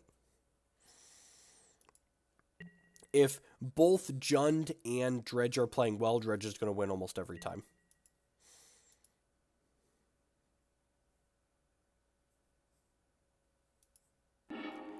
Yeah, the Nightfall list is like kind of interactive, but it's also primarily just a kill you deck, right? So my opponent takes an interesting line here and plays this Volcanic Island out here, which kind of gives me a green light that, okay, I should go ahead and plow this. Originally, I was going to take the hit from the Delver and save the plow to plow this Hooting Mandrills during their end of turn, but the fact that they played this Volk out for the turn means they're not playing Hooting Mandrills. So I think we just go ahead and plow the Delver here. Yep, we were definitely rewarded for how we fetched. So we plow Delver, and my opponent, they have one unknown card in their hand, and ends up being a Daze. So Delver doesn't die, they don't gain life, we take 3. So my opponent's hand is now Brainstorm, Hooting Mandrill, Stifle, and Volcanic Island.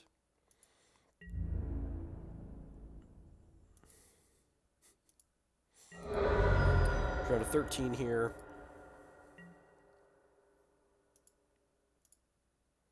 Can't Jund just run a few extra angers again on the side to shore up the Dredge matchup?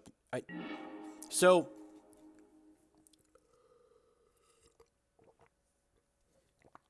you aren't 100% to win every game against Dredge where you draw Anger of the Gods, and you're not 100% to draw Anger of the Gods every game against Dredge post-board. And if you're losing most of your game ones, and you're not going to see your card that you need to win the game post-board, and even some of the time when you do see that card, you're still going to lose the game, no. Putting a bunch of Anger of Gods in your sideboard does not make the Dredge matchup better.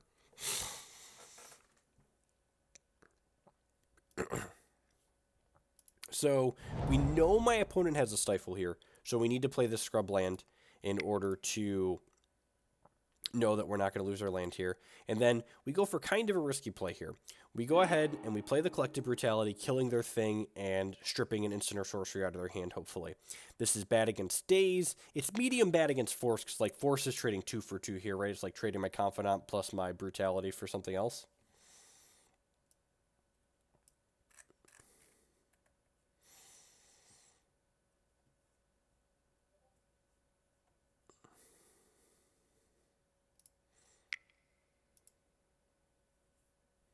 Opponent casts Brainstorm in response here, which this is a good Brainstorm, right? Like, if they find another Daze, they definitely want to Daze this Collective Brutality.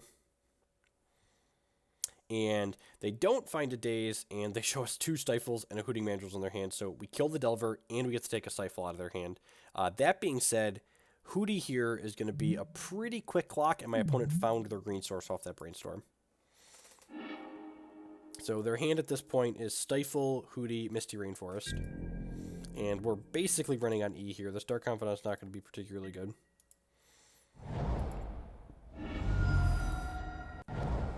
I find it so funny that people think Modern is healthy. I love that there's just like this idea that the only thing that defines a healthy format in Magic is that like we have a lot of different deck names in a top 8.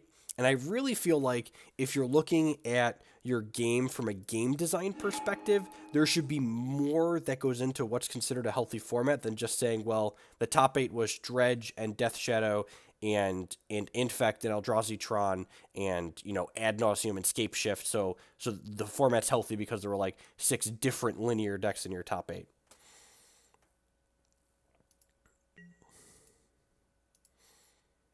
And, like, if, you know, format diversity, like diversity like that is the only metric we're using to judge a format's health on, then yes, I agree with you, Modern is healthy. That being said, I don't think that's the only metric you should use to define a format's health on, so I don't think Modern is that particularly interesting or healthy right now.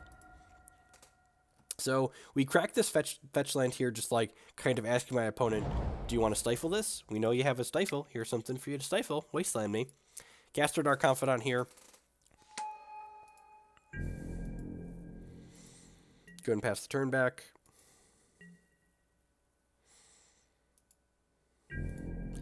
We get to take this big hit from Hootie here, going down to 8. Came for Legacy, stay for the ranting on Modern, right? Dark Confidant triggers, you know, get a lot of good hits here. Tidehollow Sculler, not one of them. Extra land, not one of them. So Sculler gets to come into play here. And my opponent makes another interesting stifle decision. They just stifle the Tidehollow Sculler trigger as opposed to just letting it happen. They must have another card they care about in their hand, so that's fine. Am I going to the Vegas event, June? I am not. Going to Grand Prix is typically a spew. They're very expensive to play in, and Vegas is going to be more expensive than most.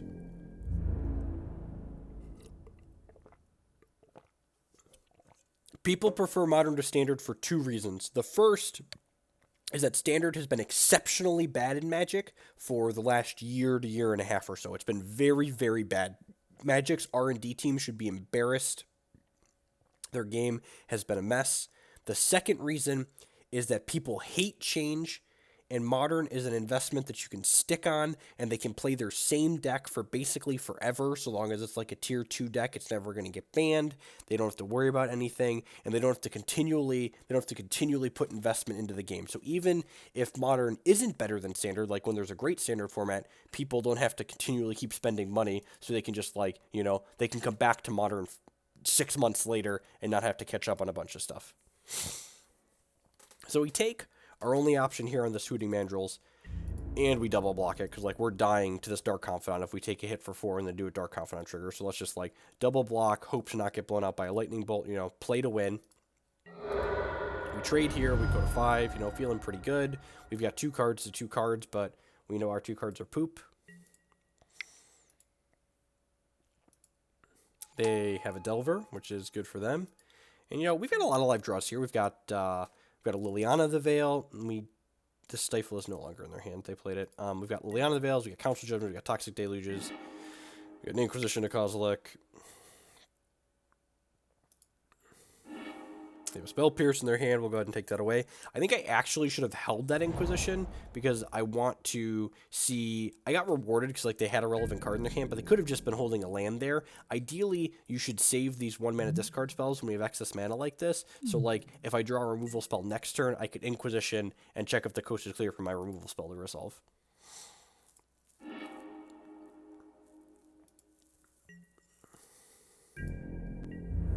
There aren't actually that many bans in Modern, and if you're playing particular decks, you're never going to have to worry about a ban. Like, speaking as someone who's played a lot of Modern for a long time and never had a deck I'm playing get banned, if you always play bad decks, your deck's never going to get banned in Modern. It's just a fact, really.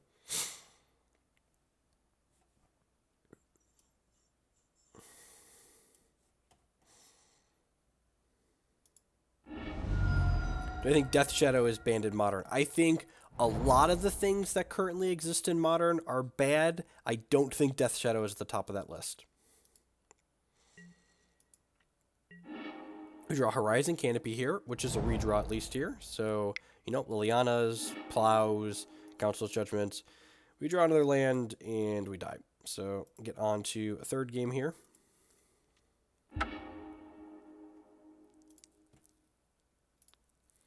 Could be in the play for this one. So, and that's one of the things you have to, be okay with this deck list. Like, we don't have Ponders, we don't have Brainstorms, so, we're at the mercy of our top decks. We don't have a Dark Confidant going, generating card advantage, Sometimes you're going to flood a little bit, sometimes you're going to screw a little bit.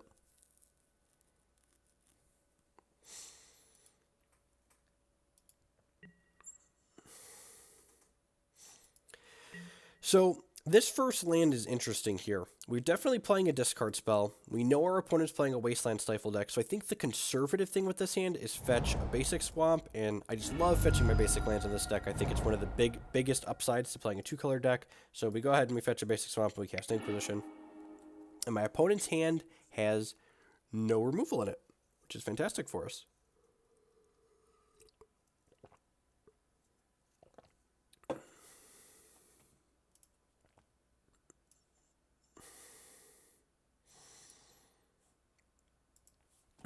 And again, I mentioned this earlier in this matchup. I think in these matchups where we both have a lot of answers and don't have a ton of threats, we want to prioritize using our answers to neutralize their threats as opposed to protecting our own threats. So we go ahead, and I think this is a pretty easy, just take this Delver of Secrets here.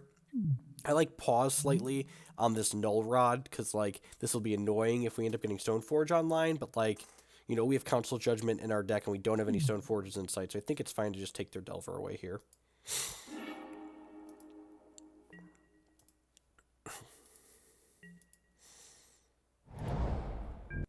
So they play their Misty Rainforest, and they pass the turn here. They have Stifle and Spell Pierce up.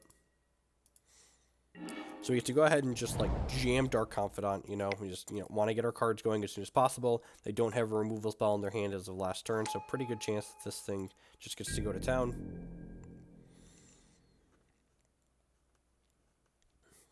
I mean, I don't think Pod and Twin would make Modern worse. There's no way they could possibly speed the format up. My opponent plays a fetch land out here, so we still know 5 of the 6 cards in their hand. We get a Dark Confidant trigger, which just, makes me happy on the inside. We know that Bobby's drawing a card here. Bobby flips over a 3-drop that we're nowhere near casting, and then we draw a card that we can cast at least. So our options for castables here are Thoughtseize and Collective Brutality.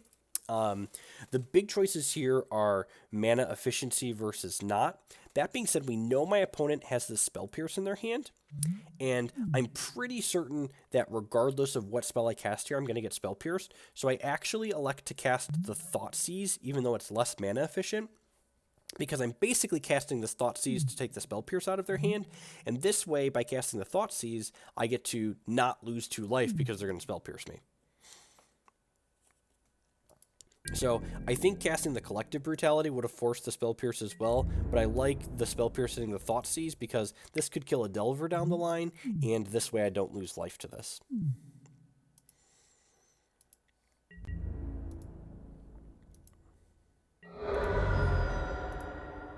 So cast the Thoughtseize, run into the Spell Pierce as predicted. Fetch a land out.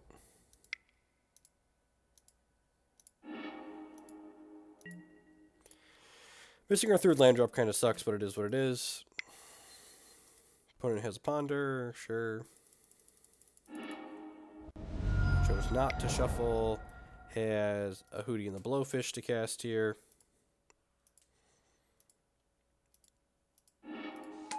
So we know they have Stifle plus Null Rod in their hand here. And then 2 cards I don't know. Dark Confidant triggers. We're hoping to hit a white source here. Hit Verdant Catacombs, which is good, but it does mean that they could pull the Stifle. And then we draw Scrubland here, thankfully. So I go ahead and I lead on Collective Brutality here, and I'm intentionally not playing my land out because I don't mind if they daze this. They brainstorm in response. And now, brainstorming in response to Collective Brutality, there's a non-zero chance this Brutality doesn't get to take anything out of their hand here. Which does feel kind of bad, knowing that's a possibility. And that's exactly what happens here. Thankfully, the cards they have left over here aren't particularly good, right? My hand can definitely beat Tarmogoyf, Null Rod, Delta with a Brainstorm on top of their deck. So now, one thing worth noting here, I think I kind of messed this up. I think I was supposed to play this Verdant Catacombs out this turn and crack it because my opponent likely hid this Stifle that we knew about on top of their deck, and I should have fetched around the Stifle this turn. That being said, we are at least plowing the Hooting Mandrills and then attacking with this Dark Confidant, so we got that going for us.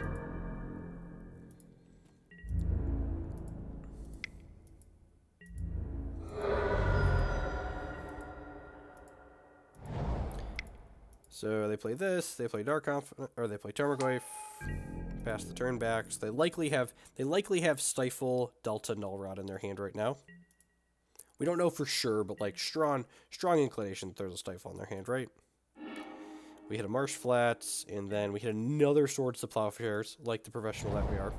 So this time I play the fetch land out, and I go ahead and I crack this because if they stifle this Verdant Catacombs, that means I'm going to play this Lingering on Liliana the Veil and Edict this Tarmogoyf.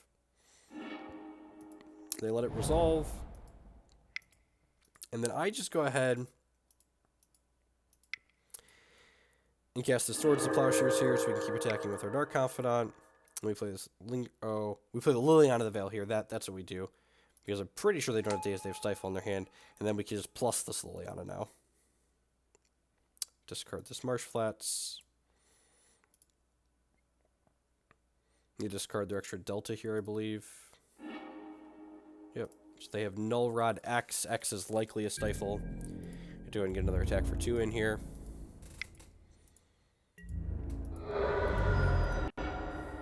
Opponent cracks their fetch and shuffles away the other card they brainstormed earlier. Another Tarmogoyf, so they just pass here.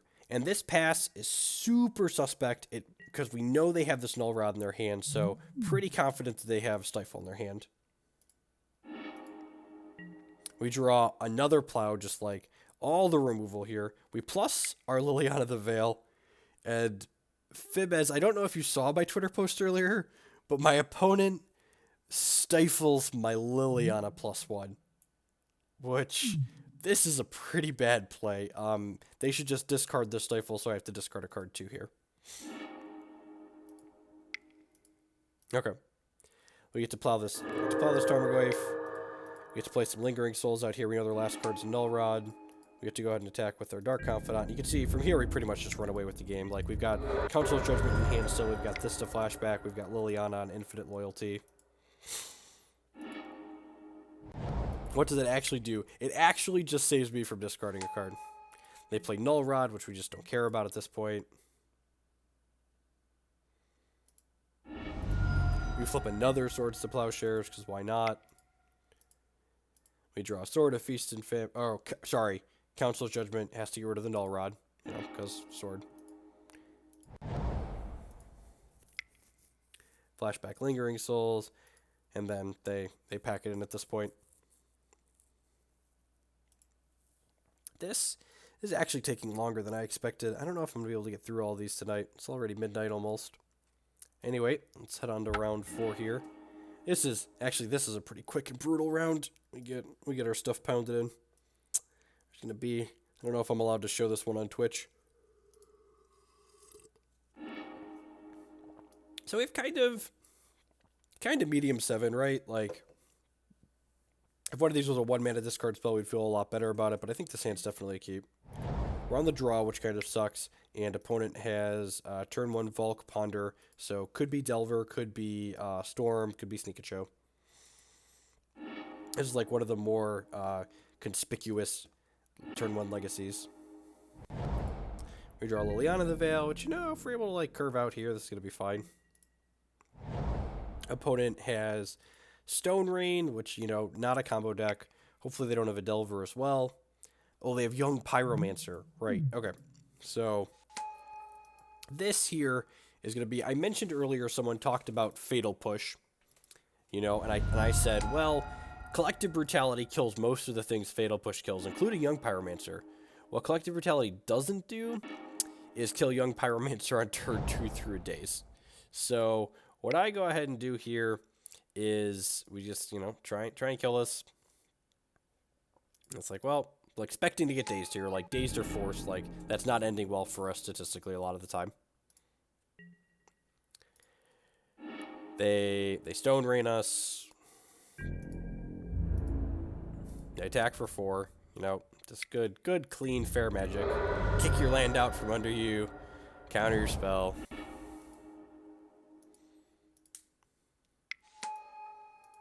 And, like, now at this point, you could argue this is a bad play, but, like, this is what we gotta do, right? Like, I discard the Lingering Souls to this so we can guaranteed cast this next turn, assuming we don't get Stone Rained again. And I'm killing this, and I'm gonna try and take a spell out of their hand. What's the result? Ooh, it worked. That's so exciting. So, like, at this point, like, we're almost in this game, right? Like, if you recall, there's 2 copies of Toxic Deluge in my main deck. So, like, we had kind of a rocky start, but, like, the Pyromancer's dead. We're taking this Brainstorm out of their hand. Their leftovers die to Deluge. So, like, if we had, like, landed a Deluge, we could be okay here.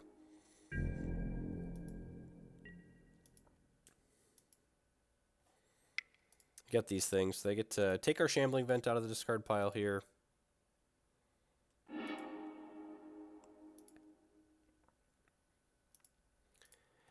Shambling Vent exiles. They make a mana. I'm assuming they're just playing True Name Nemesis here. It's likely what's happening. Yep, they play a Volk and then play True Name. We take a hit for 2. So we hit the land drop here, which, you know, that's really good. You know, step 1 to not dying is definitely hitting the land drop. We flash back to Lingering Souls because otherwise the Deathrite Shaman's going to eat it next turn. Honestly, there might have been an argument here for just playing the Dark Confidant out so we get the most looks towards a Toxic Deluge. They draw Brainstorm.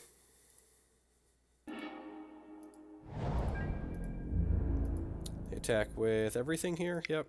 Trade some tokens off.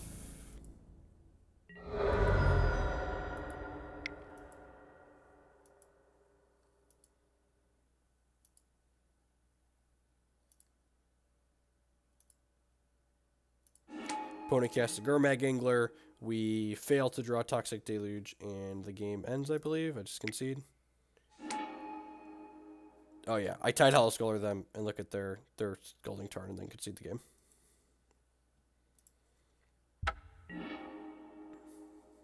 Yeah, I think playing Dark Confidant there is probably correct. Gives us one more look, potentially. So we have a kind of medium 7 here, but I think this is a keep. Like, if this hand's not a keep, I probably shouldn't be playing the deck. We've got a couple of lands that can fetch for basics. Like, it's not especially fast or exciting, but, you know, it is what it is. I fetch aggressively here because more and more of these decks have been playing Stifles. So I think it's ideal to play around Stifle whenever possible. Opponent takes their first turn here. Deathrite Shaman. A lot of different ways this could go. Again, I think just prioritizing fetching out basics is ideal. Grab a basic plains here. 3 different 2-drops that we can play this turn. Stoneforge Mystic could just be the best to get online. I think we just want to try and kill the Deathrite Shaman, though. Any of these could get dazed, although they're slightly less likely to have daze in the draw versus the play. Killing the Deathrite Shaman kind of slows them down a little bit, which is nice. And we do successfully do that. Killing the Deathrite Shaman also makes our Wasteland a little bit more appealing. Like, potentially next turn on our turn 3, we could go, like, play a 2-drop plus waste them off their Underground Sea.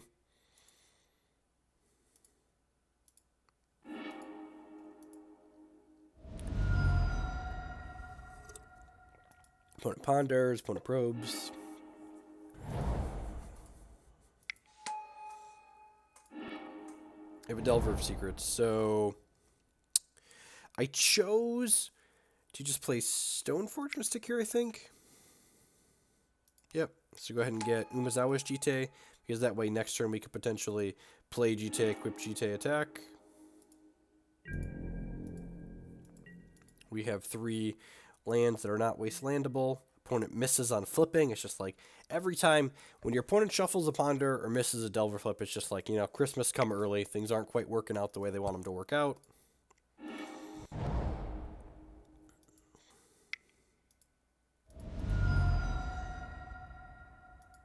You're supposed to wasteland them off the sea there. I don't know. So, like, our deck's pretty mana hungry. So I don't know if I like that. Case of Cabal Therapy. That's an interesting point. Cabal Therapy definitely wasn't a card that was on my radar at that turn. Second Delver.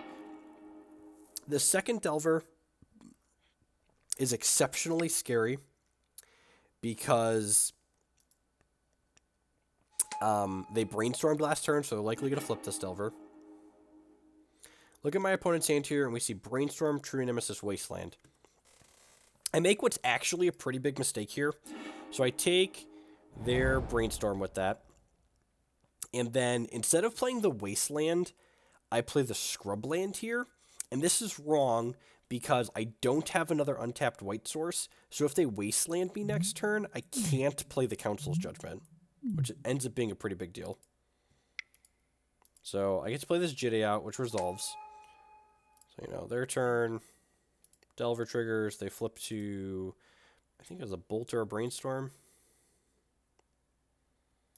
They flip to a Brainstorm.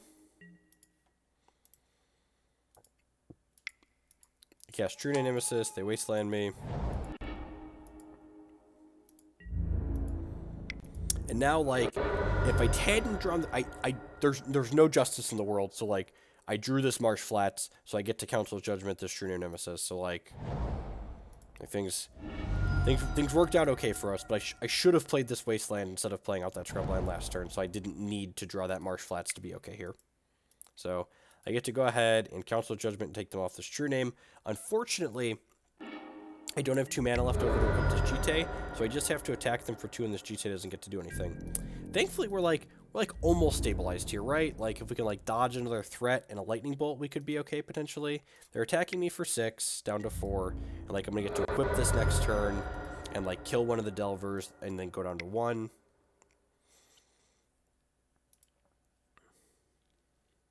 That's fair. Take the True Nemesis. My logic was that if I didn't take the Brainstorm, they were going to get to Brainstorm into an answer to the Tidehollow Sculler, and I really wanted the Tidehollow Sculler to live to get the Jitte going. And, I had the Council's Judgment to answer the True Name, but maybe that was just, I just, needed the time there, potentially. I have a Brainstorm into a Ponder. And their Ponder, they chose to shuffle, so, drawing Liliana the Veil here is excellent for us. They shuffle their Ponder, so they have a random card in their hand. I get to go ahead and equip this Jitte to my Tidehollow Sculler. So my Tidehollow Sculler gets to go ahead and attack here. And then the Jitte gets 2 counters.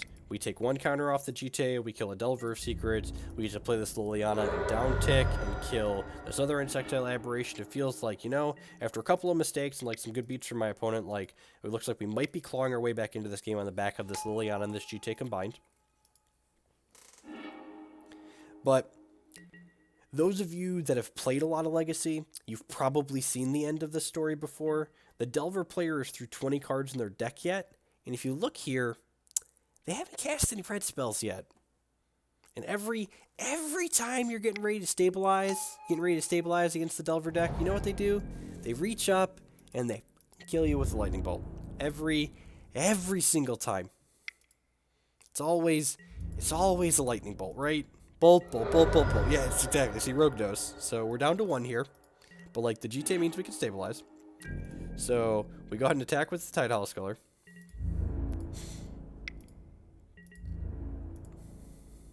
We put him to 6. This goes up to some amount of counters here. We get to go ahead and spend 2 counters and kill that. We get to go ahead and spend another counter and gain 2 life up to 3, so the Deathrite Shaman's not lethal. We get to plus the Liliana the Veil, discard the Dark Confidant. We get to play the Shambling Vent, so the Shambling Vent's going to get to start gaining us life. We get to Wasteland them off one of these Underground Seas, so they can't activate Deathrite Shaman and play a Gurmag Angler. Just just need to fade that bolt for a turn, right? Acid Pith with the 15-month resubscription. Thank you for the continued support. I do appreciate it. This is the second game, and we are down a game, of course. There's the Brainstorm. It's not the red card, but it's 3 more looks at a red card. And then, they chose not to redirect to Liliana, so they got it. So we're 3-1 now at this point.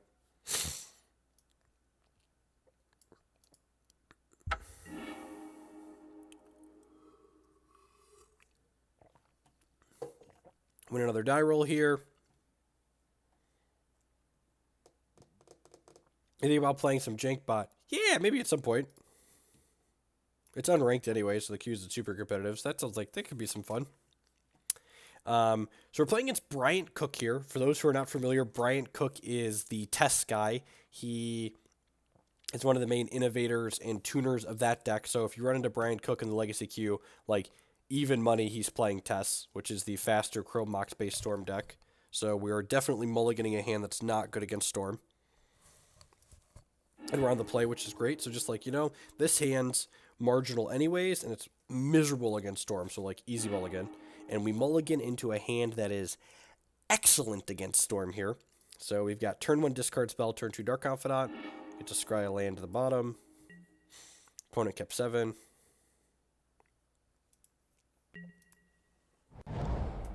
Lead on Scrubland, cast my Thoughtseize. And lo and behold, no one is surprised. Bryant is playing Tess. So there's a lot of different ways this Thoughtseize could go. His hand doesn't have any overlapping components here. Like Petal and Dark Ritual are both kind of mana. I think objectively speaking, the Burning Wish is probably the best pick here, and that's what I end up going with. There definitely could be merit to like taking the Gataxian Probe here, but I think that's a little bit aggressive considering there's a Burning Wish in their hand. So we gotta take that out of there. My opponent has Duress to take away Collective Brutality, but then, like, I still have this other play of Dark Confidant. So, like, I really don't care if their turn 1 is Duressing me, because then I just get to replay my Dark Confidant out. I might need to restart Magic Online before we finish this, before we start the next game. So they probe me here. They get to see all my goodies, all of my secrets. They take my pants and pull them all the way down.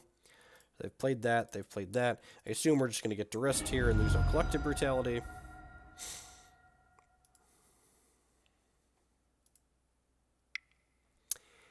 And the Druid Cabal Therapy. And Bryant's a really good player, and he correctly identifies here that the, one more discard spell isn't a big deal, and Dark Confidant's the card he wants to take out of my hand, because Dark Confidant's going to not only put a clock on the table, but it's also going to provide a steady stream of disruption for me to kill Bryant while I break up his stuff some more.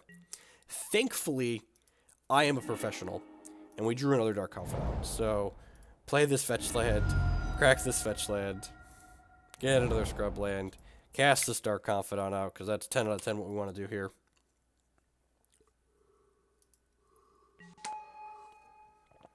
Back to Brian's turn. Plays Bloodstained Mire. Maybe. We're going to have to make it through this game on the replay, and then we will restart Magic Online before Game 2.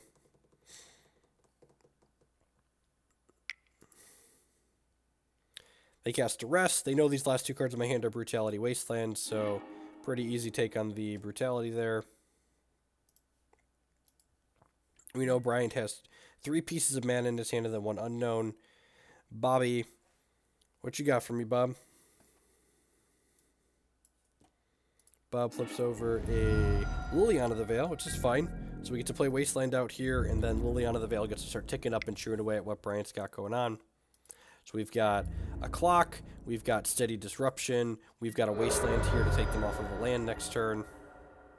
So firing pretty much on all cylinders here, feeling good. Taking game 1's a big deal in this matchup because we definitely get better than they do post board. We got a lot of disruption on our board. And they lose a Chrome Mox. We know the last 3 cards in Brian's hand are all mana at this point.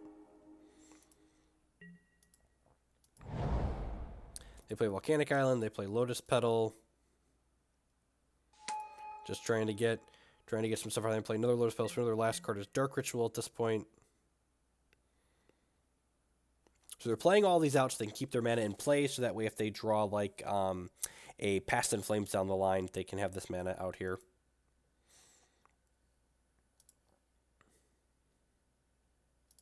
This deck's a really good Dark Confidant deck. Like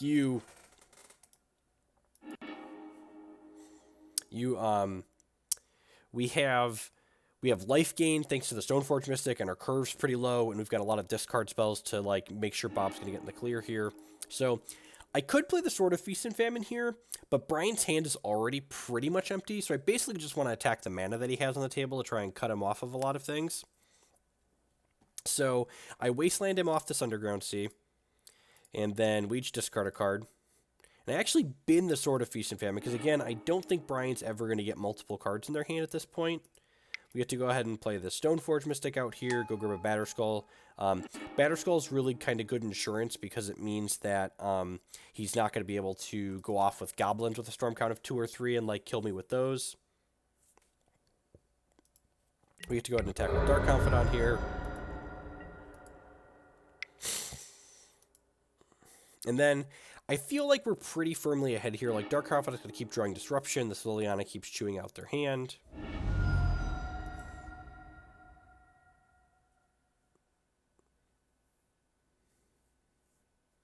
You are on 1, gain 2 life, and use 2 Jitte counters to kill Delver.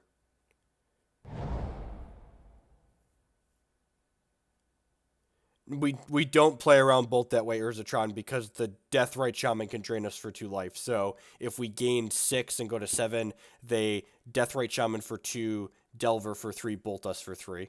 So it all works out the same. We needed to dodge the Bolt for a turn. And then Bryant, he probes into Burning Wish, and Burning Wish goes and gets Massacre here, and just like takes our clock off the table, which is really unfortunate. So Massacre, for those who aren't familiar, if Bryant controls a swamp, which he does, and we control a plains, which we do, he can cast this for free, and then give all of our idiots -2/-2.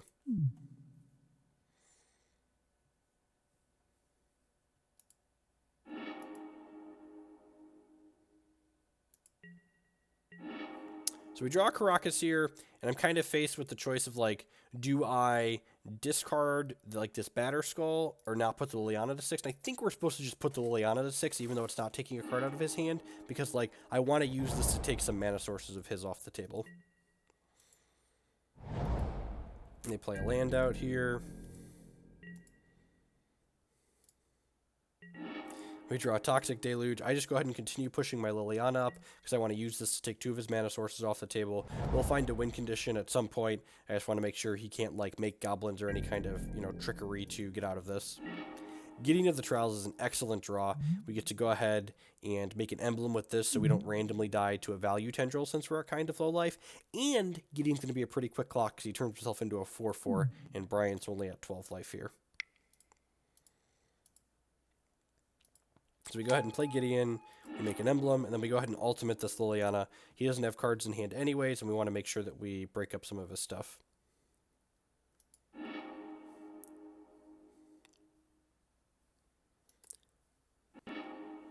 Yeah, Gideon's very good in this matchup. So we split their stuff up here. Forget how we ended up splitting the lands. I think, yeah, it was like blue sources versus Petal in these, so... And he keeps the one with the 3 mana sources, which is reasonable.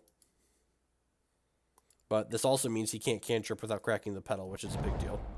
And immediately draws another land. But again, I think we're pretty good at this point. We get Stoneforge Mystic here. I go ahead and get the Gideon out of my deck because I'm not plussing the Liliana at this point without a card in Brian's hand. But again, I really don't think it matters. Like, this Gideon's going to close the game out more than fast enough. Moto, please. Please, Magic Online. Let it happen.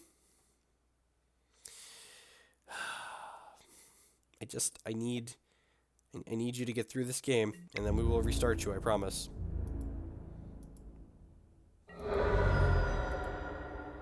So we get an 8 here.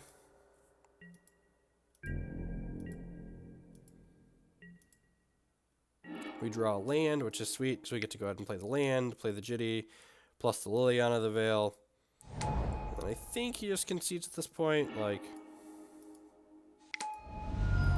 He's basically on the 0 outer, like we're hitting him for 5 and getting a couple of Jitte counters. And, yep, Brian, go ahead and packs it in. I'm going to go ahead and restart Magic Online here real quick. We're on round 5, game 2.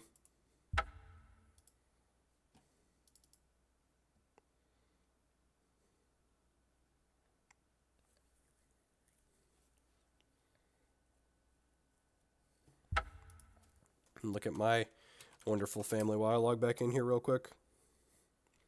Thanks everyone for hanging out here tonight. If you're just dropping by and you're not quite sure what we're doing, I played in the Magic Online Legacy Challenge this afternoon, which was a 63-player Swiss tournament, and I did manage to make top 8 with the Black-White Stoneblade deck I've been streaming with, so I had a couple of people ask if I would go back through the replay so they could see the matches I played, and I had some good ones, so we're going through and doing that. I'm doing a little bit of commentary while we do that as well here. So these are not live matches that we are playing. They are archives from the challenge event that I played this afternoon.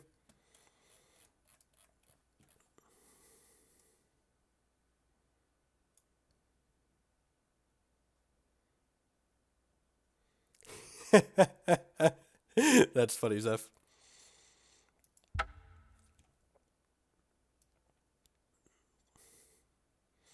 Yeah, we did our family stuff yesterday.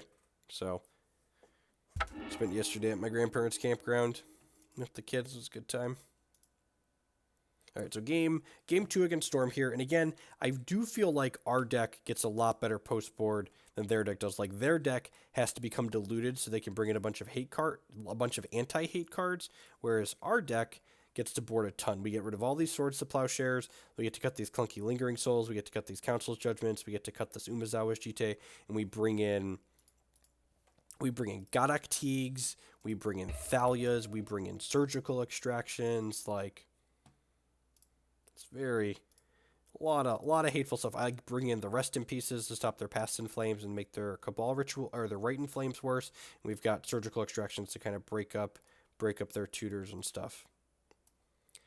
Is there something that differentiates this from Deadguy Ale? Nope, this deck is Deadguy Ale. In fact, I wrote a primer on mtgcardmarket.com that published yesterday talking about all the different cards Deadguy Ale can play. That's exactly what this is. Black, White, Stoneblade, or Deadguy Ale. So, pretty unkeepable 7 here. If this was a black source, I might think about it, but I think even if this is a fetch land, we're not supposed to keep this hand at 7. We mulligan to a 6 here, and we're on the draw here, and I wouldn't fault anyone for keeping this. Like, Thoughtseize, Double Surgical, like, if this land made black mana, I think this is a keep with the Scry on the draw, but I think because this doesn't make black mana, we should be conservative and go to 5. Bryant keeps 6, and we're rewarded with a 5 that's pretty good, right? Like, we have a castable discard spell, a Surgical, a Sword of Feast and Famine. We get to Scry looking for a 2-drop, and we find a 2-drop that's also more disruption. So, Tidehollow Sculler goes right back on top there. Brian plays out his LEDs pretty aggressively, which is good. The good Storm players will play out their artifacts, especially Lion's Eye Diamond, the more valuable ones, aggressively, so that way they don't get tagged by discard spells or Thalias later down the line. Go ahead and cast Inquisition, and we see here I talked about their deck becoming a little bit worse post-board because they have to bring in this anti-hate, and they've got Echoing Truth and Rending Volley in their opener, and a cantrip and a tutor. Brian's hand needs a lot of help here. He's going to need to draw multiple things, so I think the correct thing to take here is actually the Ponder, because he needs to draw mana, and then, like, he needs to draw a lot of mana. So Ponder is going to be his best way towards doing that. So I'm going to go ahead and strip that out of their hand here. Oh, and by that I mean I'm a liar and I took the Infernal Suitor. Huh. I think there's a good argument for taking the Ponder there. I don't know. That's close. I guess the argument for not taking the Ponder here is that if he hits one more land, he already has 3 extra mana on the table, so maybe it's just a little bit conservative to take the tutor out of their hand. Yeah, against Ant, definitely Surgicaling the tutor is fantastic, right? So we pass back to their turn. I don't aggressively Surgical the tutor, and the reason why I'm not aggressively Surgicaling the tutor is because even if Bryant draws from their tutor here, he's not doing anything with it, right? Like, if he drew an Infernal Tutor here, his hand is Ponder, Echoing Truth, Rending Volley, Infernal Tutor, and he can't do anything. So I don't fire off the Surgical just yet. We draw another discard spell, which is fantastic. We definitely want to play Tidehollow Sculler this turn, though, so it's Disruption just like Thoughtseize, and we get to get a clock on the table. And putting a clock on the table is good in this matchup because it allows us to make their ad nauseums worse when they eventually draw it.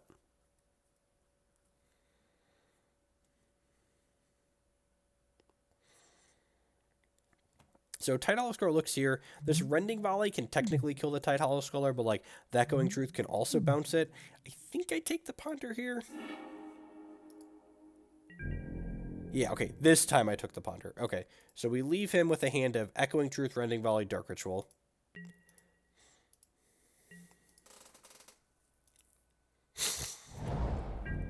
And they draw a land here, so this can get Volcanic Island, which will let them Rending Volley my Tidehollow Sculler. We draw Grafdigger's Cage, which is great, because it means we can go Cage plus Thoughtseize this turn, use our mana efficiently.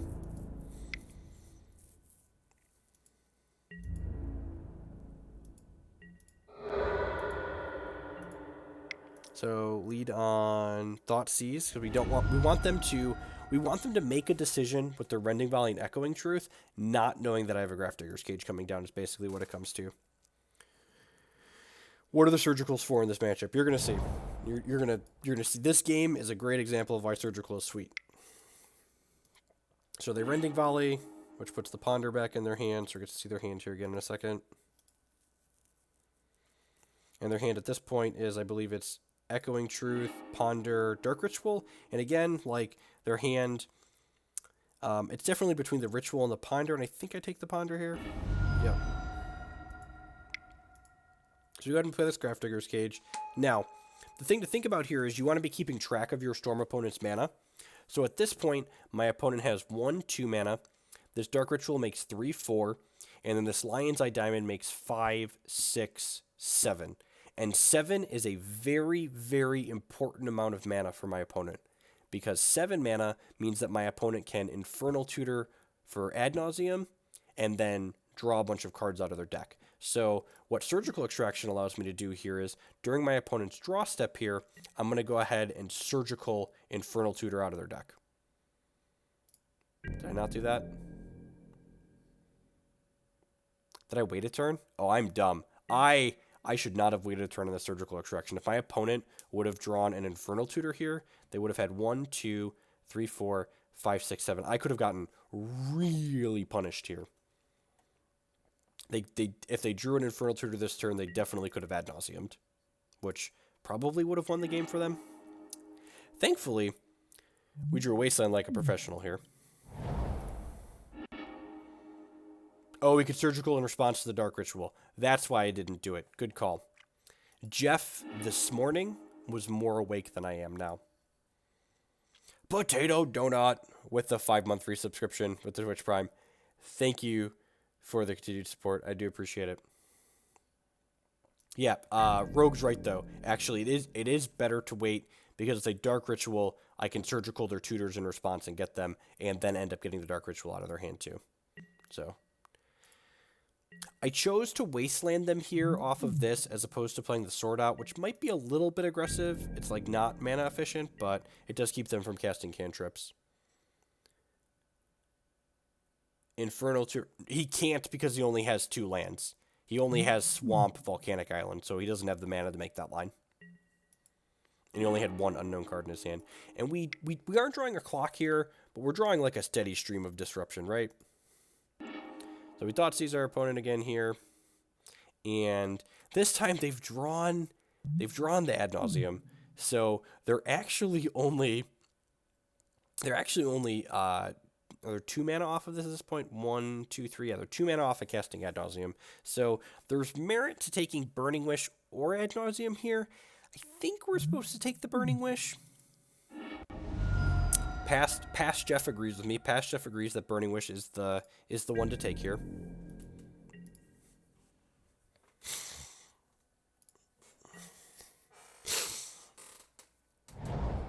Opponent draws Underground Sea, which is like kind of terrifying, right? Because they've drawn Underground Sea, which means they're only 1 mana away from casting this ad nauseum. So I'm like, it's like, should I have taken the ad nauseum there, or like, was Burning Wish the right take? And then thankfully, we continue being a professional. We draw Collective Brutality, and we get to rip that ad nauseum right out of their hand. Remember, no justice in this world. If you're ever wondering how much justice there is in the world, the answer is 0. And And thankfully drew the Collective Brutality, because otherwise Ad Nauseam would have been cast this turn. They drew on a lot of cards. And then we drew another Surgical Extraction here.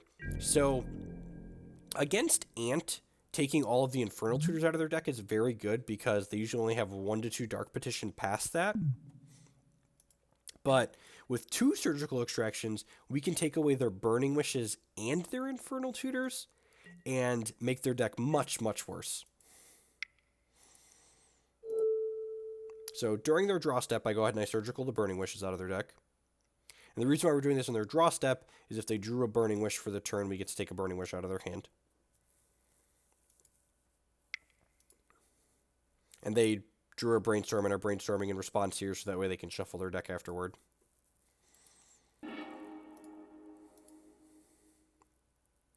So we take away their Burning Wish here. And then we get to look at their deck. And looking at their deck is sweet, because not only do we get to see how they sideboard it, but we get to see exactly what win conditions they have left in their deck. And if you'll look here, we're taking this Burning Wish away. And after we take away this Burning Wish, and then we Surgical this Infernal Tutor, they have exactly 1 Grape Shot and 1 Empty the Warrens in their deck. They're going to have to draw to, naturally with whatever cantrips they have left. And they've got another Rending Volley and 2 Echoing Truths here.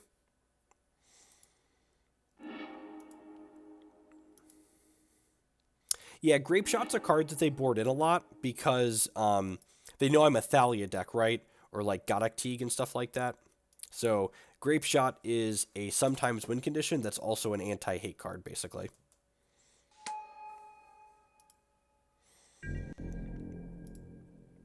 We draw. Someone mentioned Dark Confidant earlier. That's exactly what we draw here. We get to play Bobby out. And they crack their fetch land. And then during Cook's draw step here, I go ahead and I Surgical their Infernal Tutors, so that way, again, their tutors are gone, and they've got exactly this 1 empty and this 1 Grape Shot left in their deck that they're going to have to find naturally and generate enough Storm Count through. So it's tough for them to generate Storm Count without tutor loop sometimes, and they don't have access to Pass the Flames without Burning Wish, so we got them in a pretty good spot here with the addition of Dark Confidant to the table.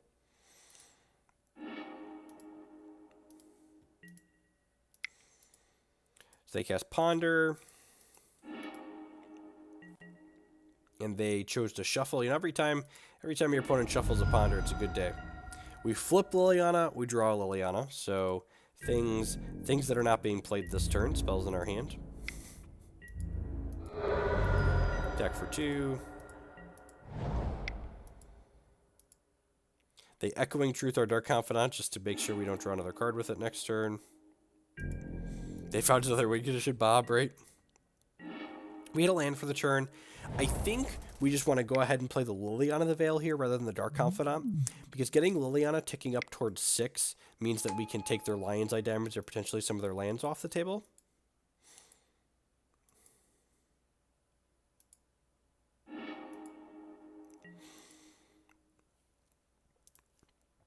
They discard their Dark Ritual. They cast a Brainstorm. We're feeling pretty good at this point. I think in order for Bryant to pull out of this game, he's going to need to hit a Empty the Warrens for 6 to 8 goblins here very soon.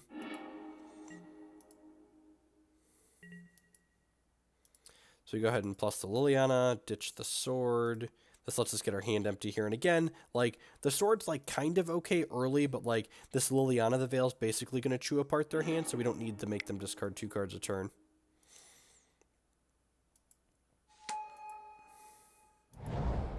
So Bob's out here, which is a clock for us and a clock for it's a clock for both of us, really. It's a race against the Bob, essentially. And we lose 2 here. We draw a land, so we get to go ahead and play this Tidehollow Sculler out and see what we can find.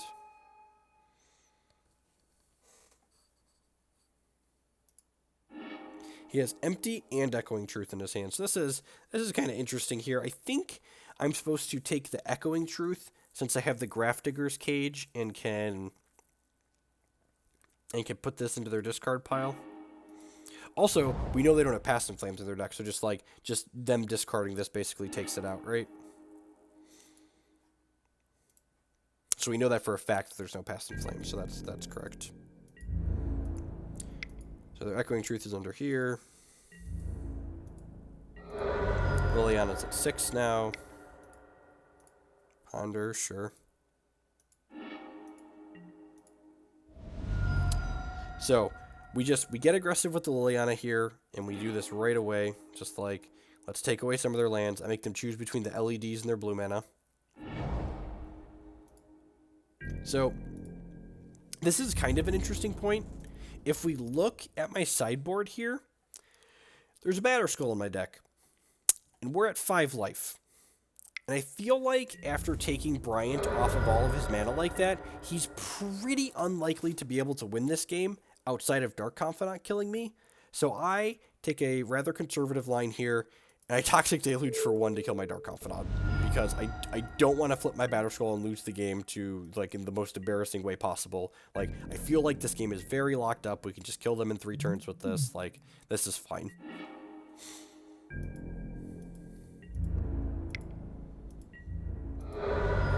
Hit him for 2. Play a land, pass the turn.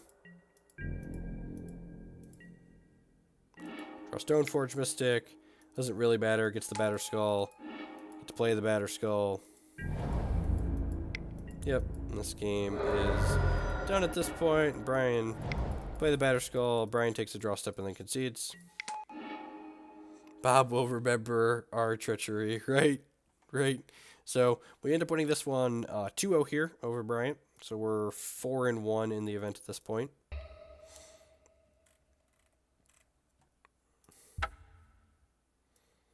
So on to round 6. Round 6, we were definitely an Avatar of Greed. So we lose the die roll here, and we look at this opening 7. And I says to myself, this hand is so good with a second land, and even if I don't draw a second land, I still have 2 castable spells, and like my opponent's mulligan to 6, and I hate mulliganing because every time I mulligan a hand like this to 6, I end up mulliganing to 5 or 4, so in the win and in for top 8, we just keep this because we're feeling it.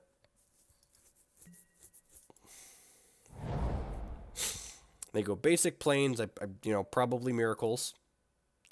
And then they play an Aether Vial. Okay, someone's got money for death and taxes. Big spender. Like 3 shots, we have 2 shots at a land, right? We're on the draw, we don't have a scry. This is a 7-card 1 land to keep on the draw. I'm aware. We let the greed monkey out. Yeah, brick for a turn. Yeah, I agree. Okay, I agree at that point. So my opponent has also kept a 1-lander, but they've kept a 1-lander featuring Aether Vial. So we end up taking Recruiter. The guard's kind of their utility troop. And like we have a Toxic Deluge to deal with this Mirroring Crusader down the line and a Thoughtseize as well. So we can go ahead and Thoughtseize them again. They put in Mother of Runes in response probably. Which is fine.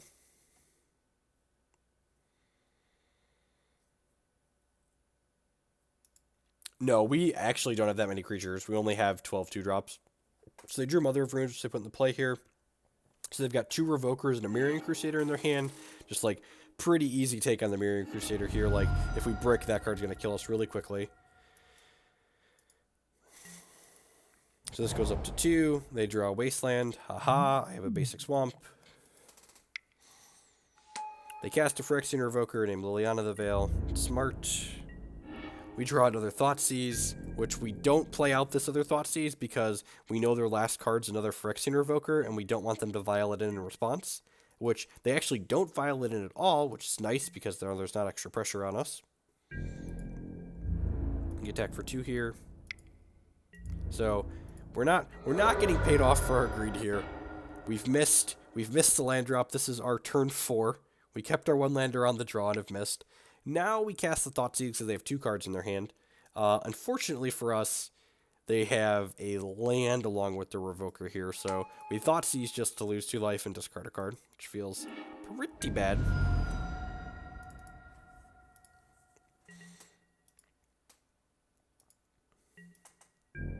So just getting beat down by some 2-1s here.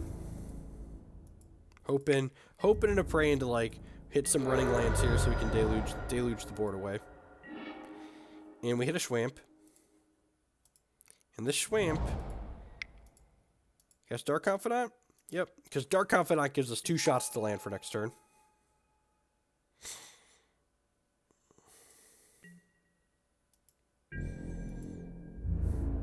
Oh, yeah, they definitely knew what list we were on, right? Like, and this is pretty common. Like, you can Google your opponent's name. Like, even if it's not, like, a known player like myself, you can just Google your opponent's MTGO username and usually find results. Like, people play the same deck list pretty consistently. We get on to 6 here. And they drew a Stoneforge Mystic. Deal. And they get a Umezawa's Jitte. So, this is it. This is it for all the marbles here. Bobby finds a land, and we draw a land for the turn. God bless. So, we lead on attacking with the Dark Confidant here.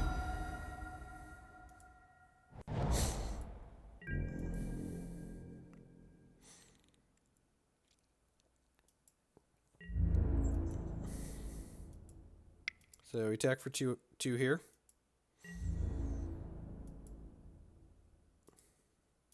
Yep.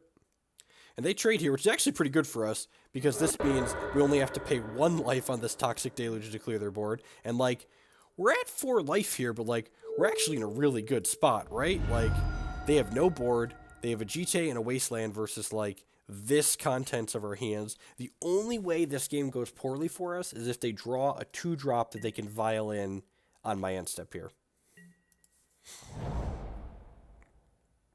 And my opponent just draws a land, which is so good for us. We get to go ahead and play the Stoneforge Mystic out here, which this is like the beat we needed. And we draw Stoneforge Mystic, which gets Umezawa's Jitte, which is going to be able to gain us some life and really stabilize this board.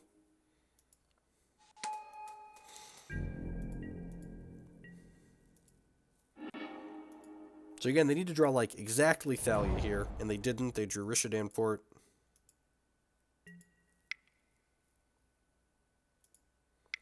So they get to port us, but we don't really care about that, because like, we're just spending 2 and equipping to Stoneforge Mystic anyways. We draw Legacy Staple Shambling Vent here, get us some more white mana after that Wasteland. Stoneforge Mystic attacks in, gets some counters. They draw.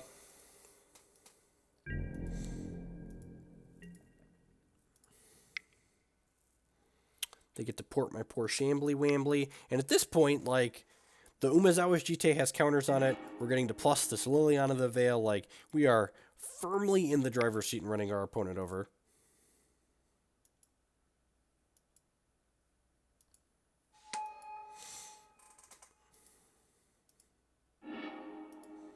There goes Mother of Runes. They didn't play the Mother of Runes because Umezawa's Jitte would have just mowed it down.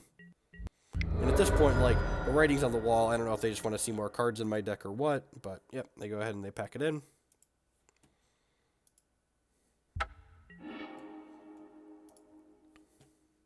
Game 2. Opponent's going to be on the play again.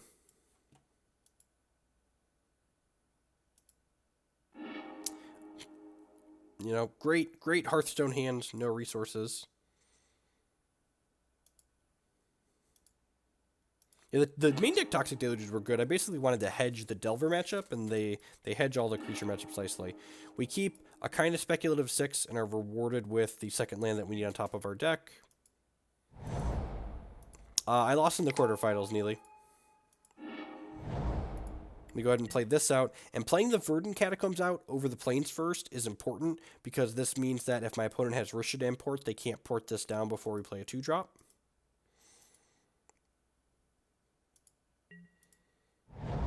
And they don't have the port, but that's fine. So they have Thalia here, which means we can't Collective Brutality, but that's fine. We get to play Stoneforge Mystic out off of 2 basics, which is nice. Kaya, not particularly great with Thalia on the table.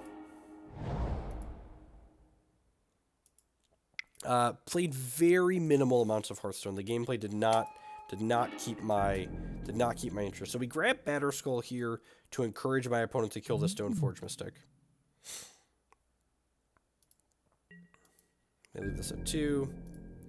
No blocks on this Thalia.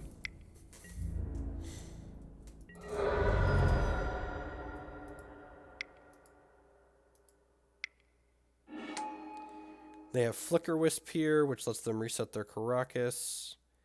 And then, you know, we get to put this Batterskull into play, which feels pretty good. We draw Toxic Deluge, which is one of our better cards, but unfortunately, it's going to cost us 4 mana, and they can protect the Thalia with it, so we're not in a perfect spot by any means.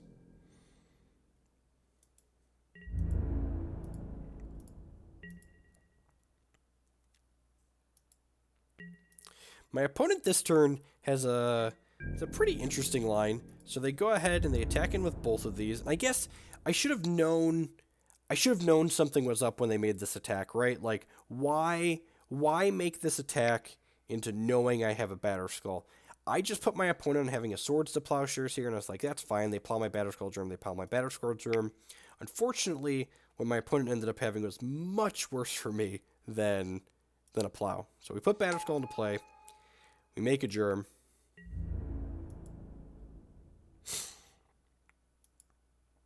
We block. They bounce their Thalia.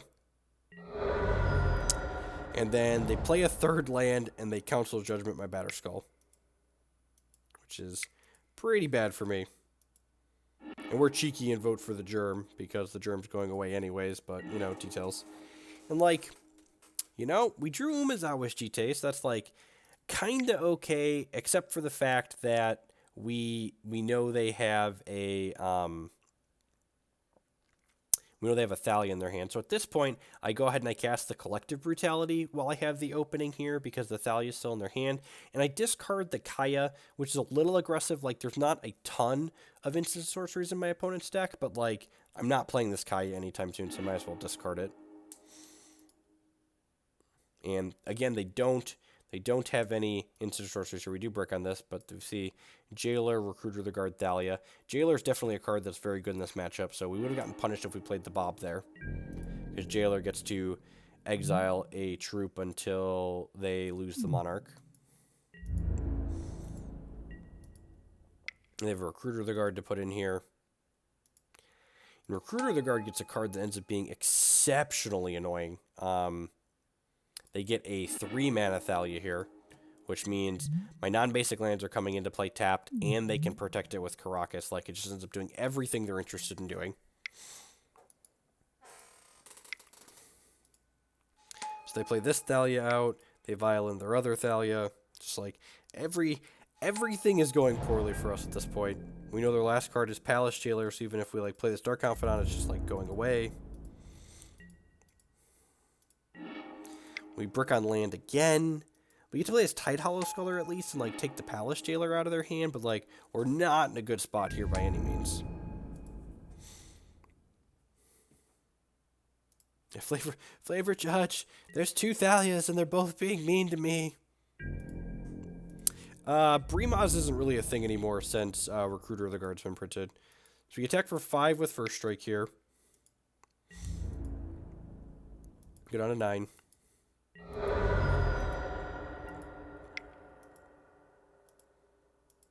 Second Aether Vial, good. Good, they're bricking at least. We really need to draw, like, running lands here. And we kind of found a land, except there's a Wasteland in play. So, like, really, if they're non-basic lands, we need to draw triple lands. And, like, even if we drew fetches here, my fetches would come into play tapped and they'd have a chance to waste us off them. So it's really pretty brutal. We play second Stoneforge Mystic out here, which gets our backup Batterskull. Unfortunately, backup Batterskull is going to be pretty slow because our Germ's going to come into play tapped off this Thalia. So, not the most exciting by any means.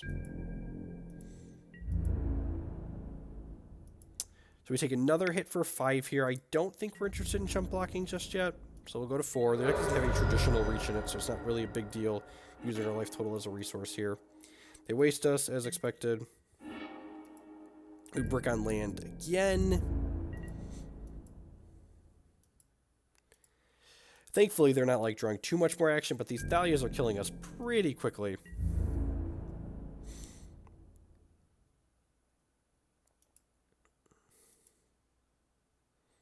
Why not Stoneforge Mystic in the Jitte there? Stoneforge Mystic in the Jitte doesn't do anything because my opponent has Vials on 2 and 3. So even after they attack with these Thalias, they can Karakas a Thalia back and then Vial it in to block with it.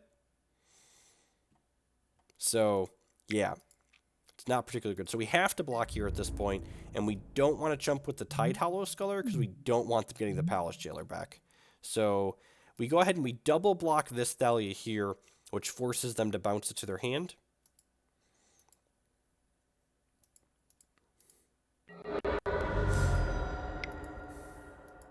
So they bounce it before it takes damage. We get on to 1. And then, like, you know, maybe we're okay here, right? Like, we get to put this Batterskull into play. We get to start attacking with it, maybe gain a little bit of life. These two don't attack profitably into it. Feeling kind of good with ourselves here. You know, like, maybe we could stabilize. Like, hit some running lands here, get this Toxic Deluge going. We had a Scrubland, which we're really excited about, and then it comes into play tapped because well, this. So we attack for 4 here.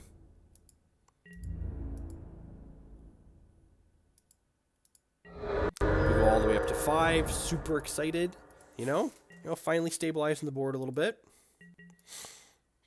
We've got this Jitte that can maybe take over the game.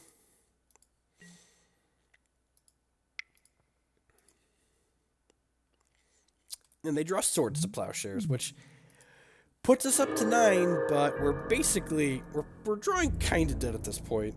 Like, we need to draw, like, exactly a basic land to, like, Deluge into Judgment, and it's still not going to be pretty. So we go back down to 4. We get to Vial in this Jitte, but it doesn't really do much.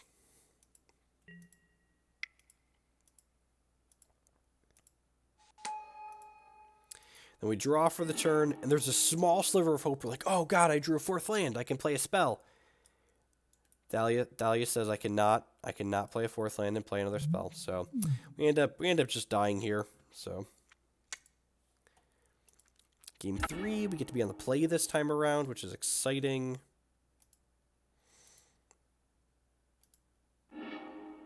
We're on the play. We have a keepable 7. It's like Christmas morning. Game 3 of our winning in on the play with a keepable 7. What more could you want out of life, really? Opponent doesn't have a Mother of Runes or an Aether Vial. Like, things are coming up Millhouse. Opponent plays Rishadan Port, followed up by a 2-drop, Stoneforge Mystic. Sure. We really don't care about the Stoneforge Mystic. We're just going to get to, like, play a Liliana on the 3rd turn here and edict it away, which is exactly what we do. We have to go ahead and fetch our 3 basic lands out here so we're not getting wastelanded. Play this Liliana the Veil and edict them. Like, we're in a pretty good spot here. Like, we have Liliana on board. We've got plenty more removal in hand. We've got Lingering Souls as a threat. Good question. They got Batterskull. So they have Phyrexian Revoker here, which is, like, you know, kind of cute. But we just get to go ahead and plow that. We drew another basic source here, which is great. I can't remember. I think I cast the Lingering Souls and discard the backup Liliana here. Yep. Just, like, get more flying power on the table here, essentially.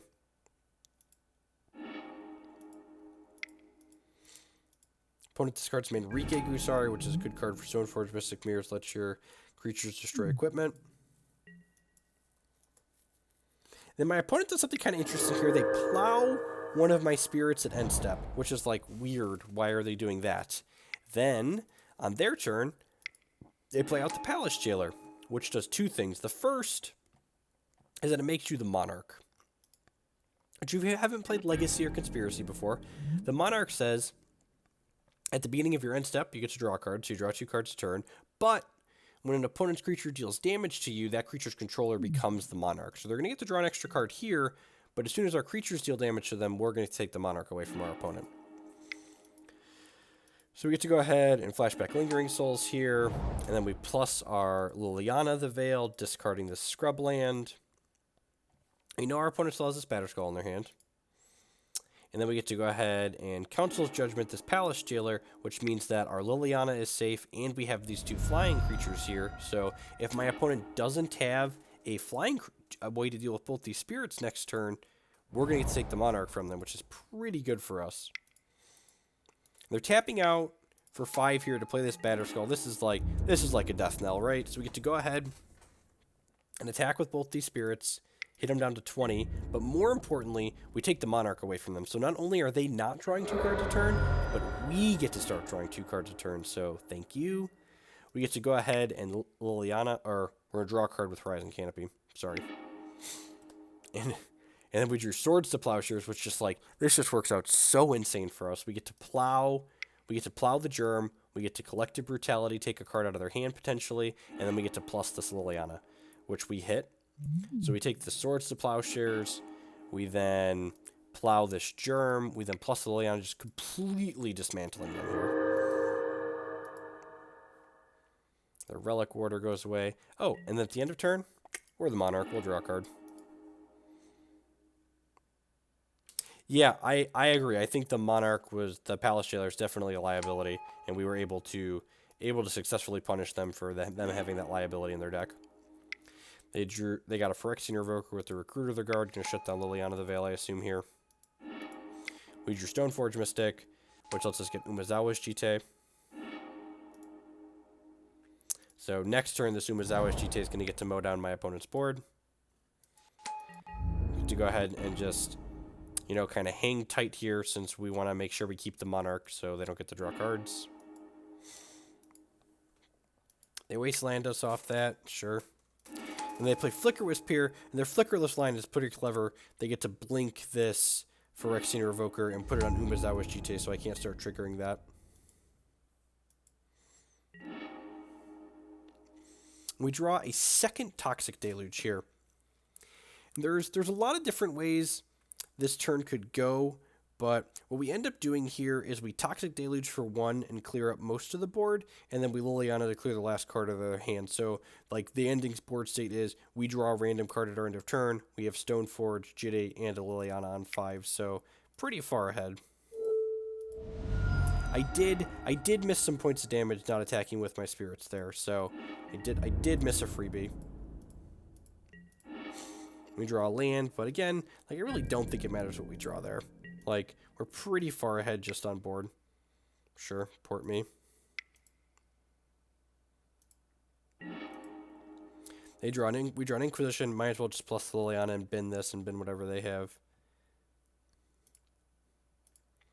They drew a Plow, sure. So again, like, it's like Liliana and Jay versus their Batterskull, but we're the Monarch, so their Palace Jailer really cost them this game, I feel like.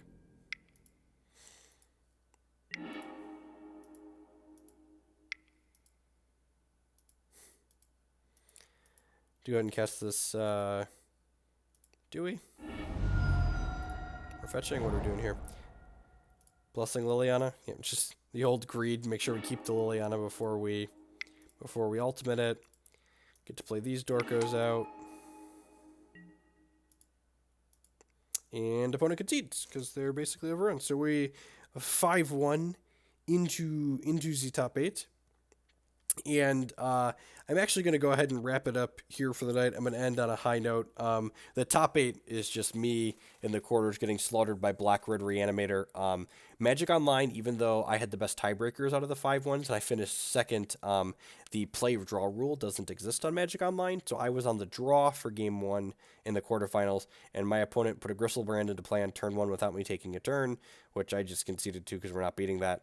And then game 2, I Thoughtseized them, and then they drew the card that I Thoughtseized and killed me. So, you know, that's Legacy sometimes. Overall, I had a lot of fun at this event today. I really like the Deadguy Ale deck. If you are interested in learning more about the Deadguy Ale deck, you should check out my primer on mtgcardmarket.com, which is, you know, right over here on the sponsors thing. My written stuff gets published there every Friday. You can also check out my YouTube channel, which is linked in the stream information below. There's lots of video archives of me playing the deck live on there. I'll be back at some point this week with more Magic stuff. Be sure to follow the channel on Twitch and follow me on Twitter. I always post when I'm going live. We're going to play some more Modern stuff this week as well. So thanks for hanging out, folks. And I'll be back tomorrow afternoon with my normal Monday Hex TCG stream. Not quite sure when I'll be back with more Magic, but again, follow and you'll get notified when I'm going live with different game. Have a good night, folks. Hope everyone having a good holiday weekend.